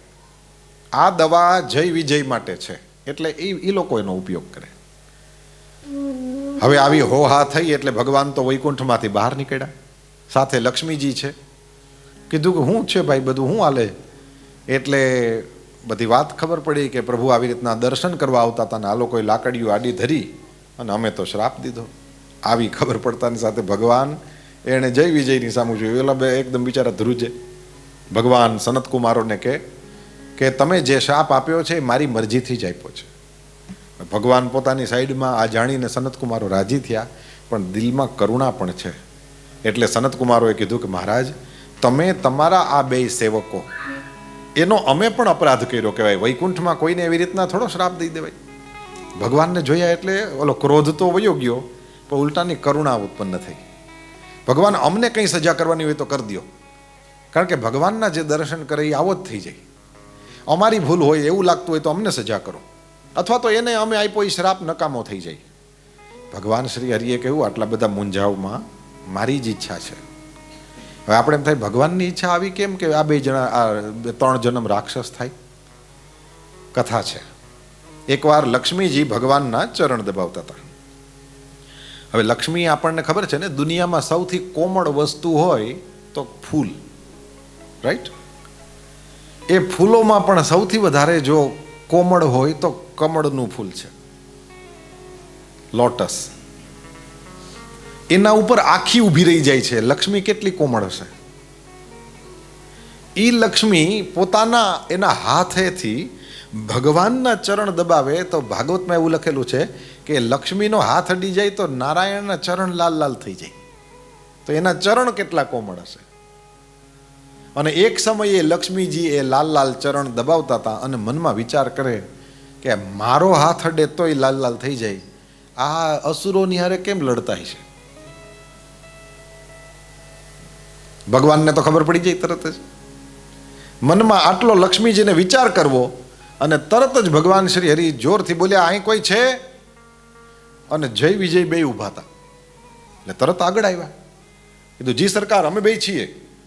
કીધું, એક કામ કરો, તમારી પાસે ગદા છે? કીધું, આ રહી ને.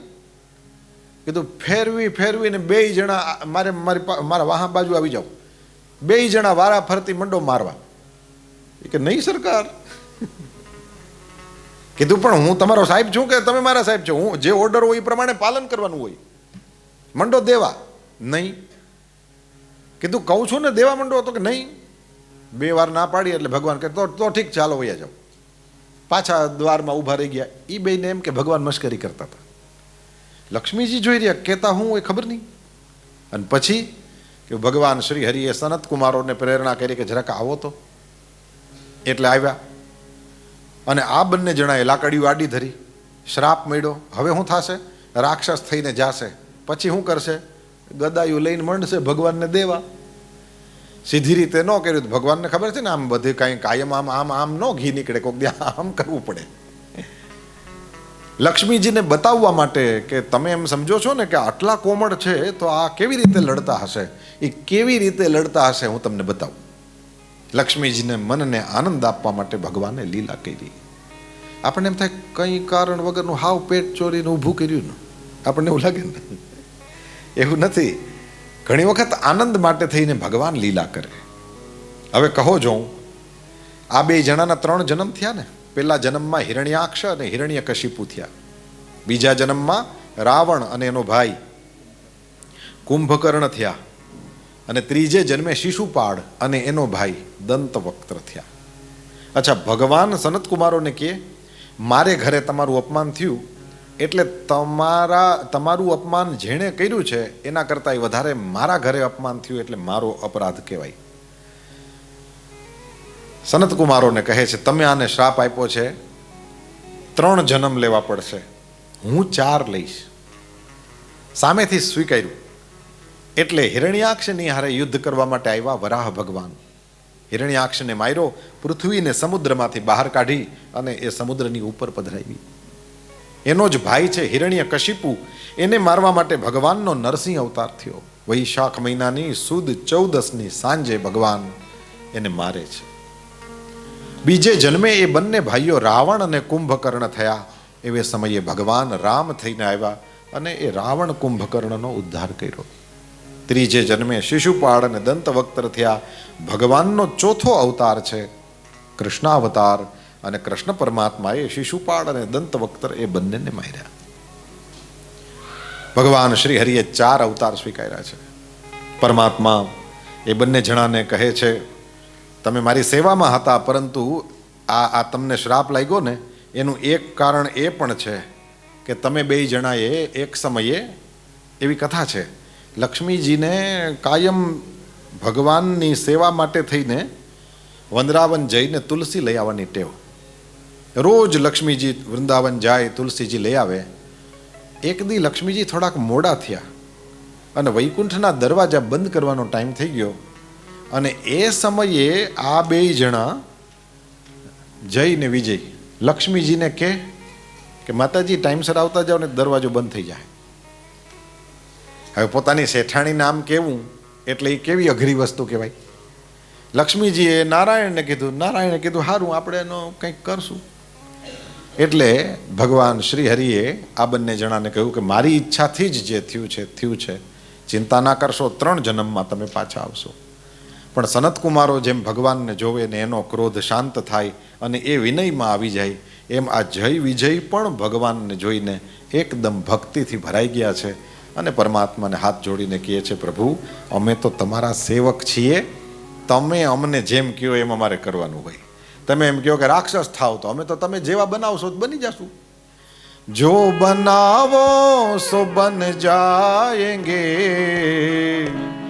જહાં ભેજો વहीं જાયેંગે.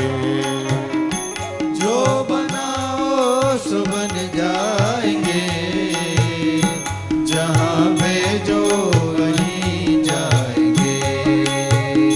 जो बनावो सो बन जाएंगे, जहाँ भेजो वहीं जाएंगे. जो बनाओ सो बन जाएंगे, जहाँ भेजो वहीं जाएंगे.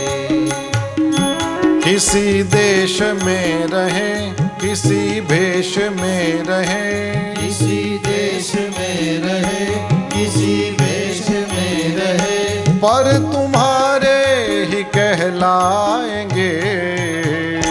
जहाँ भेजो वहीं जाएंगे. जो बनाओ सो बन जाएंगे, जहाँ भेजो वहीं जाएंगे. ભગવાનને એના ભક્તો કહે છે પ્રભુ તમે અમને જે બનાવશો બની જશું. તમે કહો રાક્ષસ, ફાઇન. તમે કહેશો તમારા દ્વારપાળ, તમારી મરજી.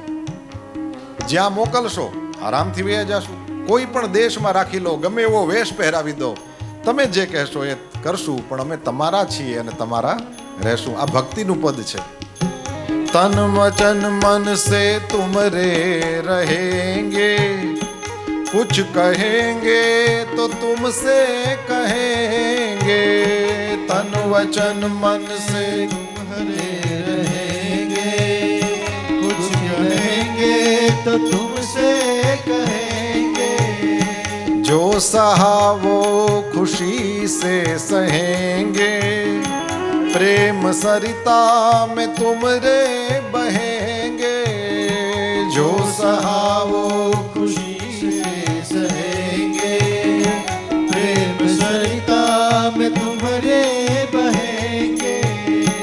चाहे नियरे रहे चाहे न्यारे रहे, चाहे नियरे रहे चाहे न्यारे रहे, सदा तेरे ही गुण गाएंगे, जहां भेजो वहीं जाएंगे। जो बनाओ सो बन जाएंगे, जहाँ भेजो वहीं जाएंगे।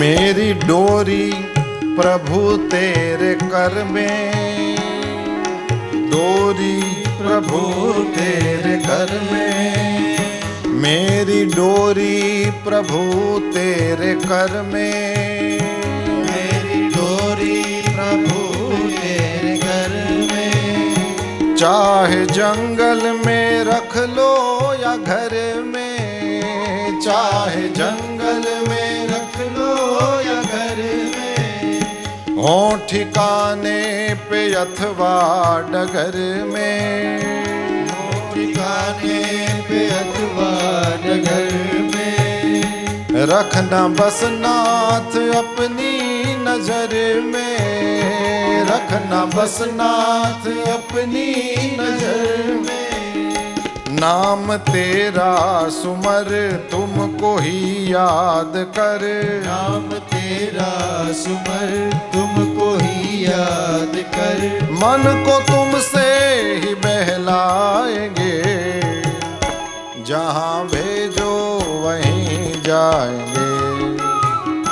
जो बनाओ सो बन जाएंगे, जहाँ भेजो वहीं जाएंगे।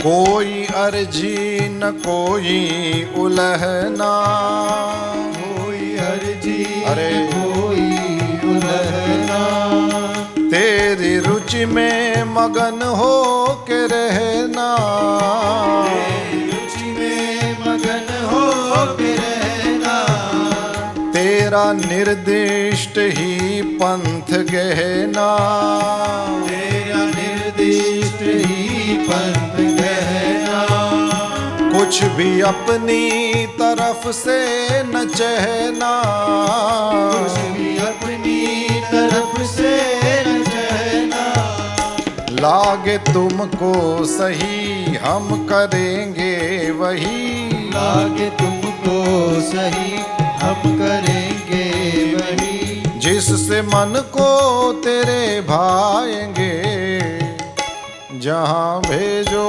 वहीं जाएंगे। जो बनाओ सो बन जाएंगे, जहाँ भेजो वहीं जाएंगे।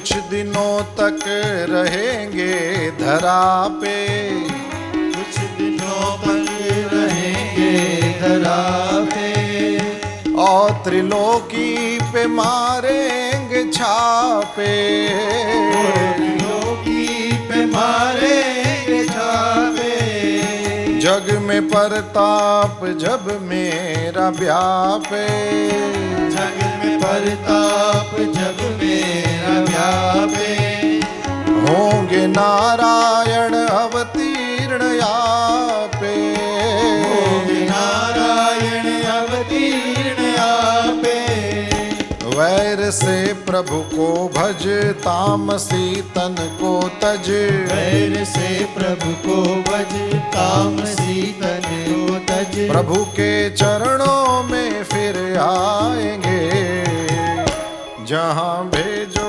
वहीं जाएंगे, जो बनाओ सो बन जाएंगे, जहाँ भेजो वहीं जाएंगे, जहाँ भेजो वहीं जाएंगे, जहाँ भेजो वहीं जाएंगे, जहाँ भेजो वहीं जाएंगे। जहाँ भेजो वहीं जाएंगे। જય વિજય બંને જણાને શાપ લાગ્યો. ભગવાનને વંદન કરીને બંને જણા નીચે ધરતી ઉપર ઉતર્યા. દીતિ માતાથી હિરણ્યાક્ષ હિરણ્યકશિપુ પ્રગટ થયા છે. કેવી રીતે થયા? કયું સાંજનો સમય, યજ્ઞશાળામાં કશ્યપ ભગવાન વિરાજમાન છે. મનમાં કામ વિકાર છે એવી દીતિ સાંજના સમયે કશ્યપ ઋષિ પાસે આવે, દીકરાની માગણી કરે. કશ્યપ ઋષિએ કહ્યું સાંજનો સમય છે, આ સમયે 4 કામ ન કરવા, ન ખવાય, ન સુવાય, ન સંભોગ, ન ભણાય. ચારેયના વિપરીત ફલ છે. દીતિ માતા માન્યા નહીં. દીતિ માતાની આ અસંયમને કારણે થઈને હિરણ્યાક્ષ અને હિરણ્યકશિપુ એવા 2 મહાભયંકર રાક્ષસો થયા છે. હિરણ્યાક્ષ દિગ્વિજય કરે. દિગ્વિજયમાં વરુણની પાસે જઈને વરુણને કહ્યું કે તમે મારી સાથે લડો. વરુણે કીધું કે હું તો યુદ્ધ નથી કરતો, પણ એક કામ કરો, ભગવાન વરાહની સાથે તમે લડો, એ તમારા જેવા બળિયા છે, તમે એની સાથે યુદ્ધ કરો. જાય છે. વરાહ ભગવાન હિરણ્યાક્ષને મારે છે. હિરણ્ય એટલે સોનું, અક્ષ એટલે આંખ. સોના ઉપર જેની આંખ, હિરણ્યાક્ષ. આ લોભનું પ્રતીક છે. ભેગું કરવાનો લોભ હોય અને ભોગવવાનો લોભ હોય, 2 લોભ. સંતો પાસેથી સાંભળ્યું, એક જણાને ભેગું કરવાનો લોભ હોય, ખાય નહીં, ખાલી ભેગું કરે, પછી કોક હાટું મૂકીને મરી જાય. તો બીજો એનો કઈ આપણે શું એનો માત્ર ભેગું કરવાનો લોભ, એવા માણસો પણ હોય. અને પોતાનું હોય કે ન હોય, ભોગવવાનો લોભ એ હોય.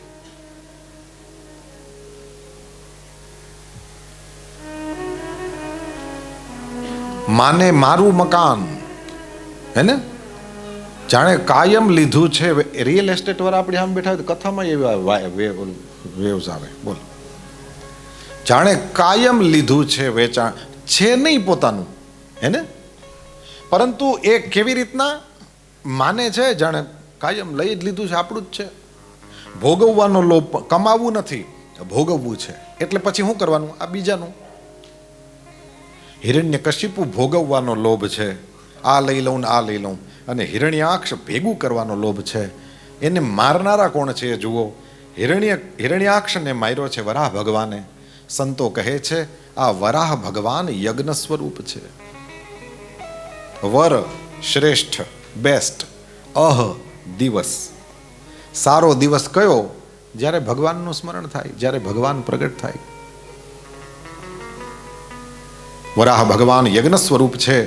યજ્ઞનો એક અર્થ તો આપણે સૌ જાણીએ એ પ્રમાણે 3 મેખલાવાળી કુંડીમાં અગ્નિનું સ્થાપન કરીને, દેવતાઓનું આવાહન કરીને, તે દેવતાઓના નિમિત્તે સ્વાહા સ્વાહા કરીએ છીએ યજ્ઞ.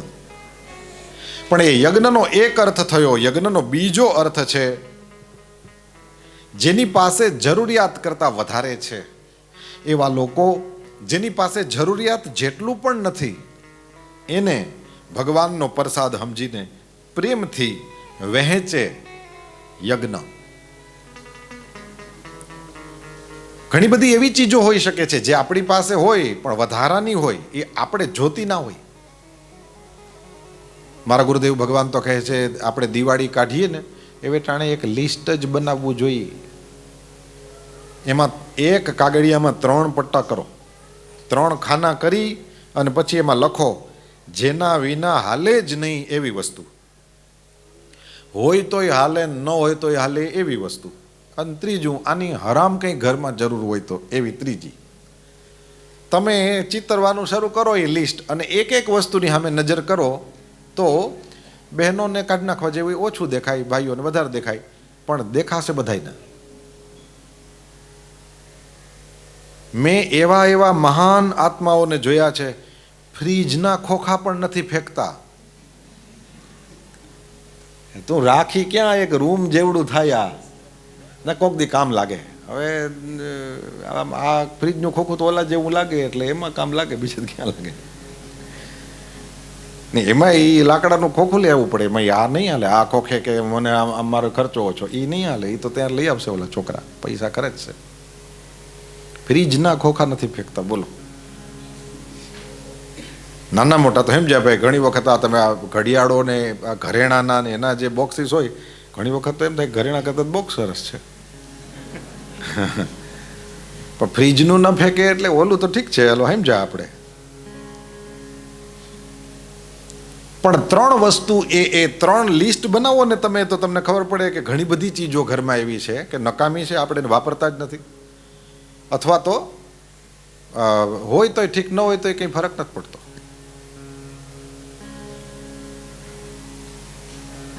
અત્યંત જરૂરી વસ્તુ બહુ જ ઓછી હોય છે. નકામી વસ્તુઓનો પાર નથી. કોક દી કામ લાગે, કોક દી કામ લાગે. માણસ મરી જાય ત્યાં સુધી કામ નથી લાગતું કંઈ. મને ખબર નથી કે યાર બધું તમને મગજમાં બેહે કે નહીં, પણ તોય કહી જ દઉં. એવી વસ્તુ ઘરમાં રખાય જ નહીં 365 દિવસમાં એકેય દી કામ ન લાગતી હોય. દિવાળી કાઢે ને બધાય, અમે તો કાઢીએ છીએ, તમે કાઢતા હશો. દિવાળી કાઢવાનો મતલબ આખા ઘરને જરાક શ્વાસ લેતું કરવું, હે ને? Let breath your home. શું કરવાનું? તો કે સીધી સાદી વાત, પાછલા આખા વર્ષમાં આ ચીજ આપણને ક્યાંય કામ લાગી છે, આની જરૂર પડી છે નહીં, કારણ વગરનું શું રાખીને કરવાનું? એવી વસ્તુ કેને કહેવાય? ઉદાહરણ, આપણે ઇન્ડિયામાં રહેતા હોય એ લોકો, ગરમી અમારે વધારે, અમારે ટાઈડના દિવસ ઓછા. કૈલાસ માનસરોવર જઈ તો એના હાટું આખો જુદા જ કપડાં અને જોડા ને બધું લેવું પડે. એ ઘરે શું કામ લાગે? આ તો એક ઉદાહરણ આપ્યું મેં તમને. આવી રીતના જે ચીજો પાછલું આખું વરહ આપણે અડ્યા નથી એવી વસ્તુઓને રખાઈ દે. અને ઘર જોજો આમ શ્વાસ લઈ. નકામી વસ્તુઓનો ત્યાગ અને જે કામની વસ્તુ છે એને રાખવી, આવું કરવાથી લોભ મરે. આ નકામી વસ્તુઓનો ત્યાગ કરો તમે, એનું શું કરવાનું? તો કે આપણી પાસે રહેલી વસ્તુ ઘણી વખત કોક નાના માણસનું ડ્રીમ હોય કે ફલાણી કંપનીનો શર્ટ મને કોક દી પહેરવા મળે, ફલાણી કંપનીની કોઈ ચીજ મને પહેરવા મળે. આપણે નકામું હોય, એનું સપનું હોય, એવે ટાણે આપણી પાસે જે જરૂરિયાતથી વધારે છે, રિપીટ, આપણે જેની જરૂરત જ નથી, વધારાનું છે, એ જેને એટલુંય નથી મળતું એને પ્રેમથી આપો કે તું પહેર. આપણે હકીકતમાં હાવ સાચું બોલજો, આપણે કચરો જ કાઢીએ છીએ અને એની જરૂરિયાત પૂરી થાય છે. એટલે આવું કામ હંમેશા કરવું જોઈએ. આ જે કર્યું એનું નામ યજ્ઞ. તમારી પાસે જે જરૂરિયાત કરતા બધા, આજે સમજો આપણે 100 લાડવા રોજ બનાવીને ખાઈ હગીએ એવી ત્રેવડ હોય, કોઈ ખાઈ હગે નહીં. કેટલા ખવાય? 1 2. પણ બાકીના વધેલા 97 98 ખવડાવી તો હગાય ને.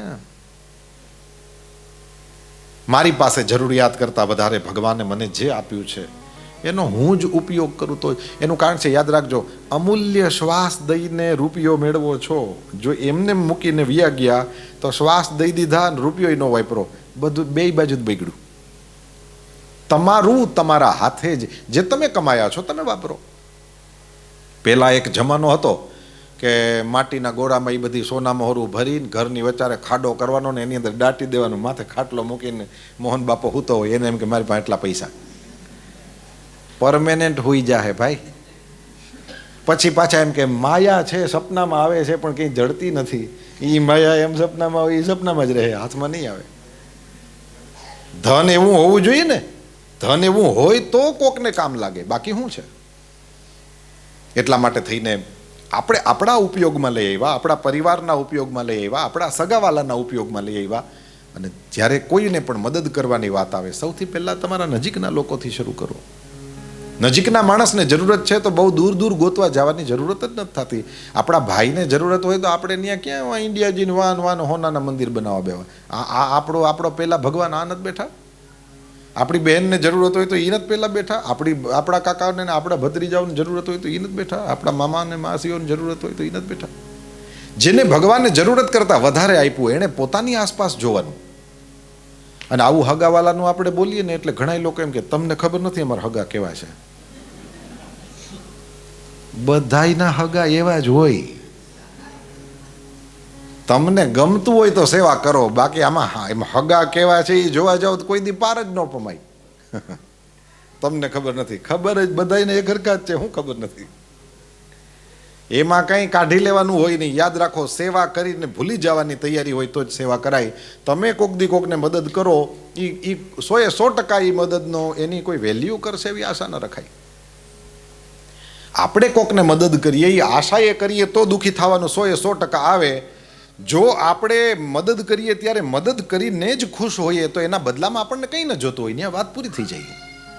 ભોળાનાથને જુઓ, એ ઝેર પીવા લાગ્યા હતા દેવતાઓને, અને એ દેવતાઓને ત્યાં ઓલો હાથી નીકળો, ઘોડો નીકળો, આ ચંદ્રમાની હમણાં આપણે વાત કરી, કેટલી કેટલી ચીજો નીકળી છે. ક્યાં ભોળાનાથને કોઈ પૂછવા ગયું? અરે બીજું બધું હાથી ઘોડામાં તો ભૂલી ગયા હતા, અમૃતમાં ભૂલી ગયા હતા. કોઈ કથા છે અમૃતની કે દેવતાઓ સૌથી પહેલા અમૃતનો ઘડો લઈને પણ મહાદેવ પાસે ગયા કે તમે ઝેર પીવા લાગ્યા હતા અને તમે એકલા જ પી ગયા છો, હે ને? આ અમૃત નીકળ્યું છે, પ્રભુ તમે પણ પીઓ. કોઈ નથી જાતું. શંકર ભગવાનને વાંધો નથી, મૃત્યુંજય છે, એ મરે નહીં, ઝેર પી જાય તોય ન મરે. પરંતુ જે શીખવાનું છે એ આપણે છે. અને એ શું છે? એ જ કે જો કોકને ઝેર પીવા લાગ્યા હોઈએ અને એને ત્યાં અમૃત નીકળે ને તેથી આપણને ન પૂછે તો ભોળાનાથને નહોતું પૂછ્યું આપણે ક્યાં ખેતરના મૂળા. ભગવાનને ફેર ન પડે. ભગવાન એમ કે મારો ભગત હોય તો તને ફેર ન પડવો જોઈએ. આશા એ સેવા ન થાય. હાવ નાનકડી વાત કરવી હોય તો એટલી જ, જેની નજર મેવા ઉપર એણે સેવા કરવી જ નહીં. કારણ કે મેવા ન મળે ત્યાં સુધી માણસ ટેન્શનમાં જ રહીએ કે હજી સન્માન ન કર્યું, હજી સ્ટેજ ઉપર બોલાવ્યો નહીં, હજી શાલ ન ઓઢાડી, હજી એનાઉન્સર મારું નામ ન બોલ્યા. કારણ કે ટેન્શનમાં જ રહેવાનું. એની નજર મેવા ઉપર વધારે હતી, એને સેવા તો કરવી નહોતી. પણ જે ખરેખર સેવા કરનારા છે એ ચૂપ રહેશે અને કામ કરીને પૂરું. કોઈ દેવતાને ક્યારેય ભગવાન ભોળાનાથ કહેવા નથી ગયા. અને એટલે જોઈ શકો છો તમે કે આખા મહિના સુધી એની પૂજા થાય. દેવતા અમૃત દેવા નહોતા ગયા, પ્રજાએ તો ભગવાન ભોળાનાથને માથા ઉપર બેહાડ્યા છે. બધાયનો એક દિવસ આવે, ભોળાનાથનો આખો મહિનો આવે. પણ આના ઉપરથી આપણને શીખવાનું છે, કોઈની પણ હારે મદદમાં ઊભા રહીએ તો હંમેશા યાદ રાખવાનું, હે ને? એનો ટાઈમ આવે ત્યારે 100% ભૂલે. અને કોઈ એમ ના સમજે કે દુનિયા ખરાબ છે. આનો મતલબ એવો નથી દુનિયા ખરાબ. આનો મતલબ ખાલી આટલો કે આપણે આપણું કામ કરીને ભૂલી જવાનું આમ શીખાડે છે. આપણે આશા ન રાખવી એમ શીખાડે છે. આપણે બહુ ચોંટવું નહીં કોઈને એ શીખાડે છે. મતલબ ખાલી એટલો, આપણે સેવા કરો, આપણી મોજ માટે કરો. એ આપણું કદાચ સારું બોલે એના સંસ્કાર, આપણી જરૂરિયાત નહીં. જો આપણી જરૂરિયાત બની જાય કે હું સેવા કરું મારું નામ બોલવા જ જોઈએ તો સમજી લેવાનું હવે આની નજર મેવા ઉપર ગઈ એટલે આ સેવા ન કરે એ જ સારું. ભોળાનાથને કોઈ અપેક્ષા નહોતી એટલે હજી એ મોજમાં બેઠા છે અને અભિષેક થાય છે એના ઉપર. પણ જો જરા કંઈ અંદર, કારણ નહીંતર શું થતું, ઉપરથી પાણી પણ અંદર હરકતું હોત કે હારા આવ્યા જ નહીં. એ ક્યાંક તો કંઈક, ક્યાંક કોઈક જગ્યાએ તો મારું નામ બોલો કે ઝેર પીવા લાગ્યો તો. પણ એવી અપેક્ષા હોય તો ને. લોભને મારે, યજ્ઞ મારે. યજ્ઞથી લોભ મરે. યજ્ઞથી લોભ કેવી રીતે મરે? કહ્યું, મારી પાસે મારી જરૂરિયાત કરતાં વધારે જે પડ્યું છે એ જરૂરિયાત જેટલું પણ જેની પાસે નથી એને આપે. હવે તો મારો પણ આટલા બધા વર્ષનો અનુભવ એટલે મને ખબર છે, આમ તમારી વચ્ચે જ બેઠેલા છે કેટલા બધા એવા લોકો છે જે અનેક લોકોને ભારતમાં ને આફ્રિકામાં ને પેલું મેડિકલના ફિલ્ડમાં, એજ્યુકેશનના ફિલ્ડમાં કેટલી લોકો સેવા કરતા હોય છે. સીધી વાત હું ખબર મળી, જેણે નીતિનો પૈસો કમાણો એને વહેંચવાનું મન થાય, અને જેનો જેટલો હરામનો એટલો હંતાડવો પડે. ધારે ઈચ્છા થાય તો એ સેવા ન કરી શકે, કારણ કે ઓલા ઇન્કમ ટેક્સ વાળા આવે ત્યાં પૈસા એટલા રૂપિયા વાપરા કેવી રીતના? તારામાં આવક નથી દેખાડતું ને જાવક કેમ થઈ ગઈ? પણ પૂજ્ય મુરારી બાપુજીનું વાક્ય બહુ સુંદર. બાપુજી કહે છે, કમાવું બહુ અઘરું, વાપરવું હાવ હેલું લક્ષ્મી. કમાવું બહુ જ અઘરું, પસીનો છૂટે, 18 કલાક કામ કરીને મેળવેલું હોય, પણ વાપરવું સાવ સહેલું લક્ષ્મી. કમાવું સાવ સહેલું, એક સાઈન કરી નથી ને ચેક મળી ગયો નથી, બ્રાઇબ. કમાવું સાવ સહેલું પણ કાઢવું વહમું ધન. લક્ષ્મી વાપરવી સાવ સહેલી. લક્ષ્મી પવિત્ર છે. લક્ષ્મીનો સદુપયોગ કરવો અત્યંત સરળ છે. ધનનો સદુપયોગ કરવો કામ છે, અઘરું થઈ જાય. યજ્ઞ છે જે લોભને મારે છે. વરાહ ભગવાન છે જે આ હિરણ્યાક્ષને મારે છે. પછી તો પૃથ્વીને પાણી ઉપર પધરાવે. મનુ શત્રુપાનું દાંપત્ય શરૂ થયું, એને 3 દીકરીઓ અને 2 દીકરાની ચર્ચા છે. દેવહૂતિ અને કરદમ ઋષિના લગ્ન થયાની કથા બતાવી. એમને 9 દીકરીઓ થઈ છે અને એના પરિણામે ભગવાનનું પ્રાગટ્ય. બોલીએ કપિલ નારાયણ ભગવાન કી જય. કપિલ ભગવાન પ્રગટ થાય છે. એ પછી કરદમ ઋષિએ જે રીતે શરત રાખેલી એ અનુસાર સંન્યાસ લે છે. ઘરમાં માં અને દીકરો એકલા પડ્યા. તમે સરખી રીતે કથા સાંભળી હશે ગઈકાલથી અત્યાર સુધી, તો તમને ધ્યાન હશે ને, ભાગવત અનેક વાર સાંભળ્યું છે. મહાત્મ્યની કથામાં પણ ઘરમાં માં દીકરો એકલા પડે છે, અને આ 3જા સ્કંધની કથામાં પણ ઘરમાં માં અને દીકરો એકલા પડે છે. મહાત્મ્યની કથામાં આત્મદેવ વયો ગયો જંગલમાં અને ગોકર્ણ ઘરમાં આવ્યો નહીં, એટલે ઘરમાં ઓલો ધુંધુકારી અને ધુંધુલી એકલા પડ્યા. એણે શું કર્યું એ જોવો. અને અહીંયા આશ્રમમાં કરદમ ઋષિ છે એ સંન્યાસ લઈને જંગલમાં વ્યા ગયા, ભગવાનની પ્રાપ્તિ કરી. અને આ 9 બહેનો એ બધીને વડાવી દીધી છે 9 ઋષિઓ સાથે. અને એ ઘરમાં એટલે કે આ આશ્રમમાં કપિલ મુનિ અને દેવહૂતિ માતા એ 2 એકલા પડ્યા. આ 2 શું કરે છે જુઓ, અને ઓલા 2 શું કરે, એટલે ખબર પડે કે કઈ દૈવી સૃષ્ટિ અને કઈ આસુરી સૃષ્ટિ. કોણ દેવતા જેવા, કોણ રાક્ષસ જેવા. ત્યાં શું થયું હતું, રાત્રિના સમયે ધુંધુકારી દારૂ પીને આવ્યો છે. જેમ બાપને લાત મારી એમ માને લાત મારી, અને પેલી પથરા બાંધી પેટે ને કૂવામાં એ પડીને મરી ગઈ હતી. અહીંયા તમ ત્વાગતાહમ શરણમ શરણ્યમ સ્વભૃત્ય સંસાર તરો કુઠારમ જિજ્ઞાસયાહમ પ્રકૃતે પુરુષસ્ય નમામિ સદ્ધર્મ વિદામ વરિષ્ઠમ. 25મા અધ્યાયનો 11મો શ્લોક. કપિલ મુનિ માતાને સામે બેઠા છે અને માં કહે છે, પ્રભુ મારા મોહને હરી લો. અહમ અને મમ, હું અને મારું આ જ નડે છે. સદ્ધર્મને જાણનારાઓમાં સર્વશ્રેષ્ઠ છો તમે, હું તમને વંદન કરું છું. મને પ્રકૃતિ પુરુષનો વિવેક સમજાવો. મૈત્રેય મુનિ વિદુર કાકાને કહે છે. આ સાંભળતાની સાથે કપિલ મુનિ પોતાની માને ઉપદેશ આપે છે. ત્યાં ગોકર્ણએ બાપને ઉપદેશ આપ્યો છે મહાત્મ્યની કથામાં, અને અહીંયા દીકરો માને ઉપદેશ આપે છે. આનો મતલબ થયો